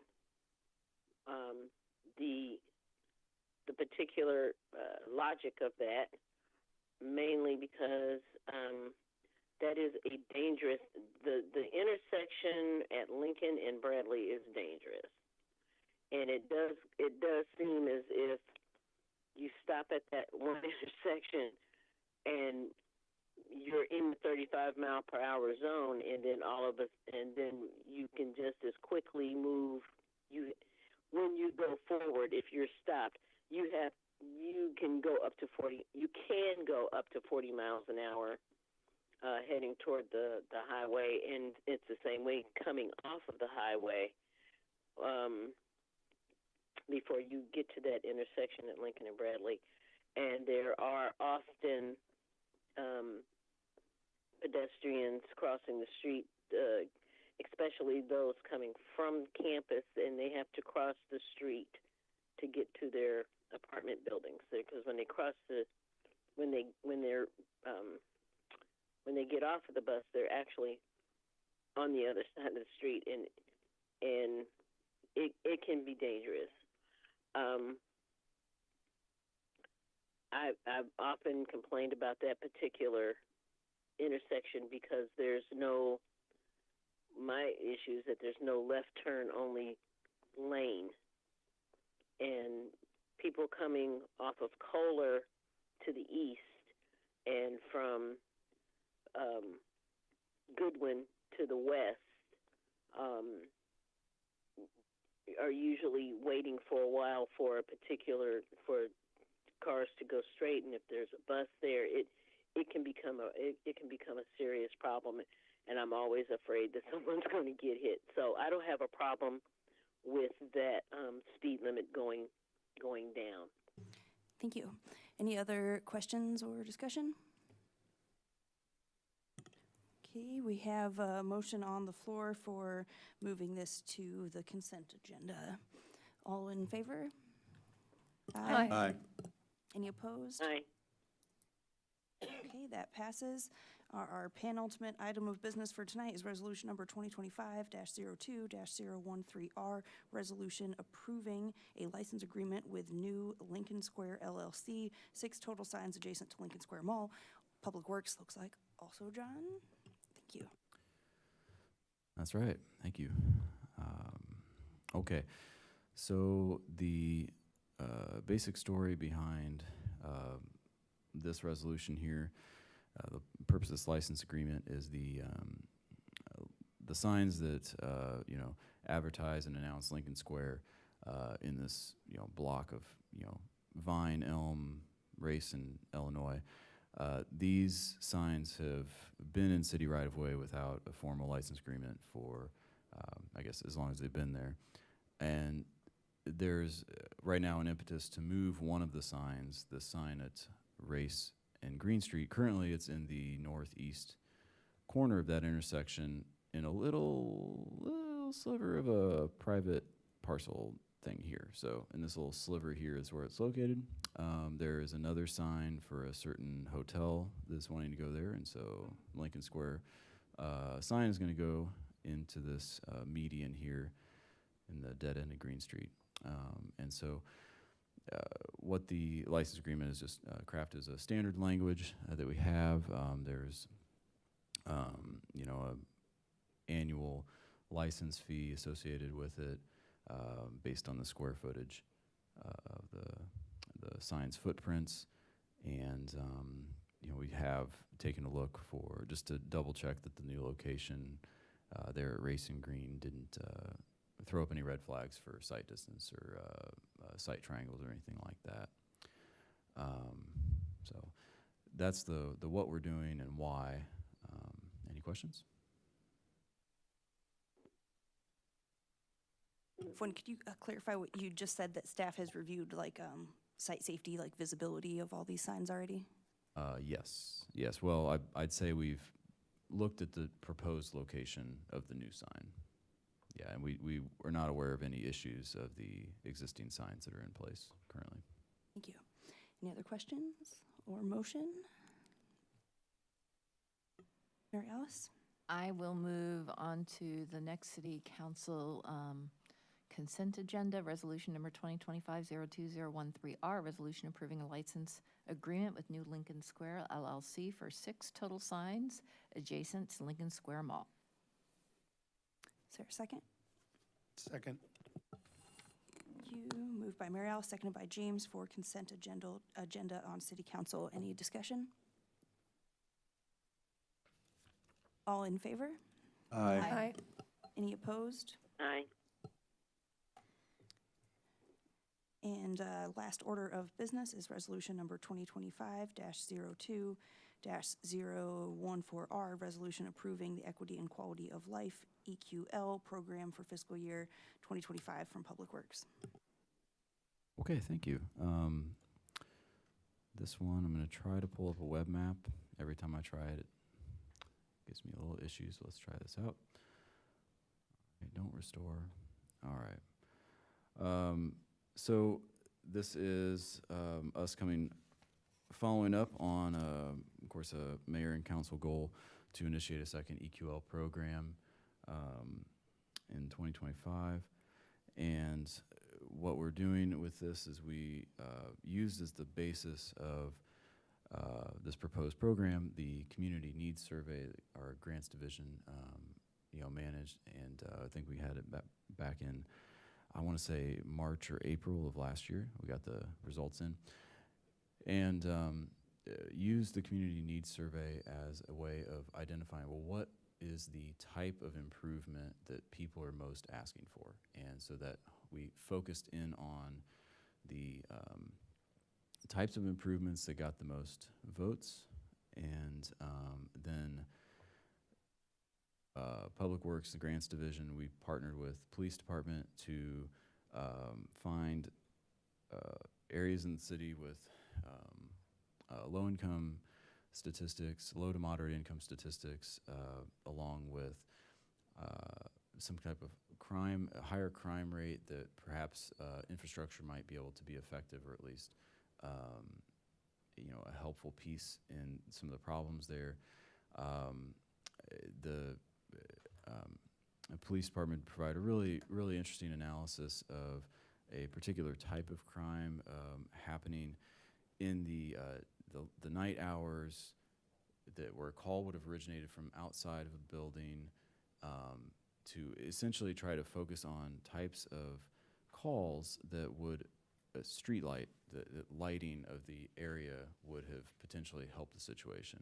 And so it created a heat map of the city, and there was a pretty clear, a few clear hotspots in the city that we were able to focus on. And so kind of the intersection of those ideas with looking in these community development target areas led us to the Silverwood neighborhood as kind of our recommendation for the prime focus for this EQL program. And there's some other areas for traffic calming I'll touch on in a minute, but looking in the Silverwood neighborhood here, bounded by roughly Harding Drive, Philo Road, Silver Street, and Cottage Grove Avenue.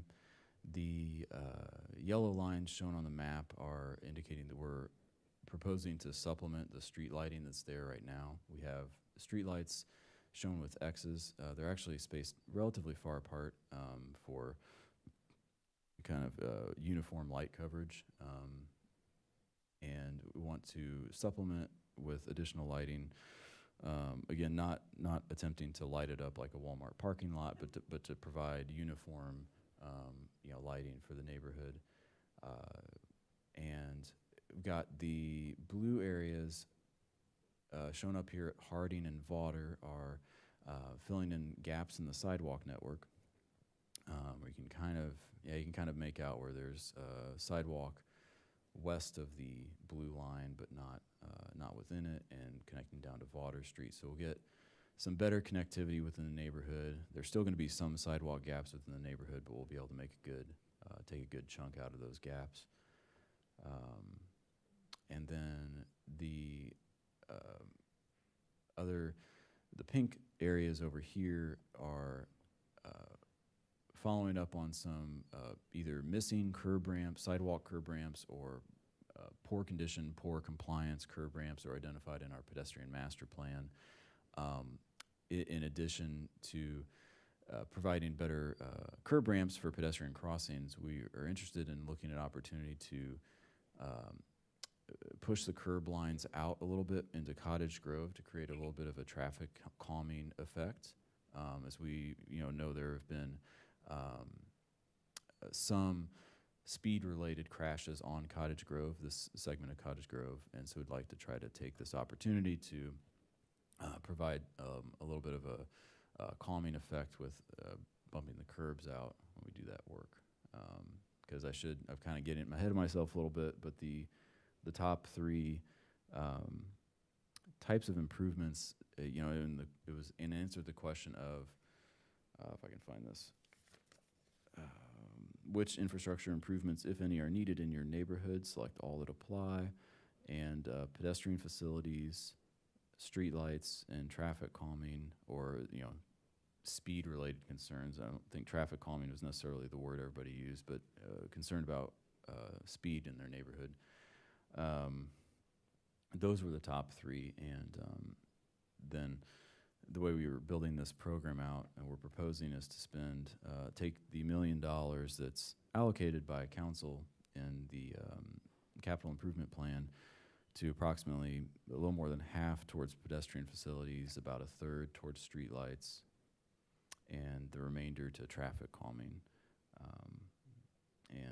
As we state in the memo, it kind of breaks down into approximately $60,000 in engineering costs, $835,000 in construction costs, and about $100,000 in contingencies, just to, as we develop the designs to see what the actual costs are. Then outside of the Silverwood neighborhood, there are a few traffic calming locations. These are for anybody who was paying attention to what we did with the first EQL program. We did have some speed studies that were done, and the results of these speed studies did identify a few locations where we had statistically significant speeding, or it looks like there's some opportunities where we may want to try some traffic calming, kind of a lighter, cheaper, simpler, whatever the kind of buzzwords are. We have some concepts that we want to try out related to using some vertical delineators, vertical plastic posts near some mid-block crossings, near some intersections to try to give the, not so much a physical barrier for traffic, but more of a psychological deterrent for going as fast, make it a little uncomfortable for vehicles who are trying to travel above speed while still providing, space for vehicles to make the normal movements they would need to in a safe way. Broadway Avenue in particular is got some really good opportunities. We've got, residential neighborhoods on the east side, people trying to get across to the paths, the park, things like that by foot. And there's a number of, bus stops and mid-block crossings. That'd be a good opportunity for us to try out some of these traffic calming measures. Kerr Avenue, also from Broadway to Cunningham, and then Cottage Grove, I believe it was from Washington down to Pennsylvania. What all those street segments have in common is those orange lines, there's no stop control, between, in those orange lines. So fairly long segments of no stop control, which will, lend itself to putting your foot down on the pedal a little more. So kind of hit you with a lot there. Happy to go over anything or answer questions the council has. Chris? Thanks. Remind me again, EQL projects are local money or federal money? They're local unrestricted funds. Okay, but it's our money, and the lunatic king can't get it, right? We have been supplementing the work with, I heard you, Sharice. We have been supplementing the work with community development block grant money. Yes, but we do, that $1 million is unrestricted general funds. Thank you. Yeah. Okay.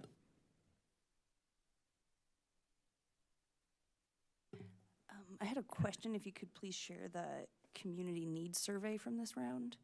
Yes. Braden did share it, but it seems to be like messing up my internet browser or something every time. So I don't know if that could be sent to everyone or in the supplemental memo or something, but I'd like to see that community needs survey. For sure, yeah. And I'll work with Brandon to make sure it's accessible. I know that it's just such a rich survey with so much information in there. We were also kind of trying to mine the information in it, Public Works, to make sure there's, some people put in some very particular, suggestions or concerns they had, which we didn't try to utilize a lot of that for these particular projects, but very useful to understand where people are seeing things. So I'll get with Braden on that. And then I had one more. I don't recall the crime rates being any part of the consideration in the first time around. Is that correct? They were, and I know this, the first round predated me, but I know that crime statistics was a consideration in particular, for example, the Florida Avenue streetlights, which we are actually just now going to open bids on Friday for these, that we're going to install streetlights from James Cherry Drive at Thomas Paine Elementary over to Smith Road. This area is not in the community development target area, but by crime rate statistics, it was eligible for EQL program last time. Did we have a set eligibility on that? I guess if you could maybe share some more information. I didn't remember there being set eligibility criteria the first time around. If I can offer, I was really involved, and then John helped me out probably halfway through the process. So what we did, the way we did it was we had a scoring rubric that we developed with BPAC.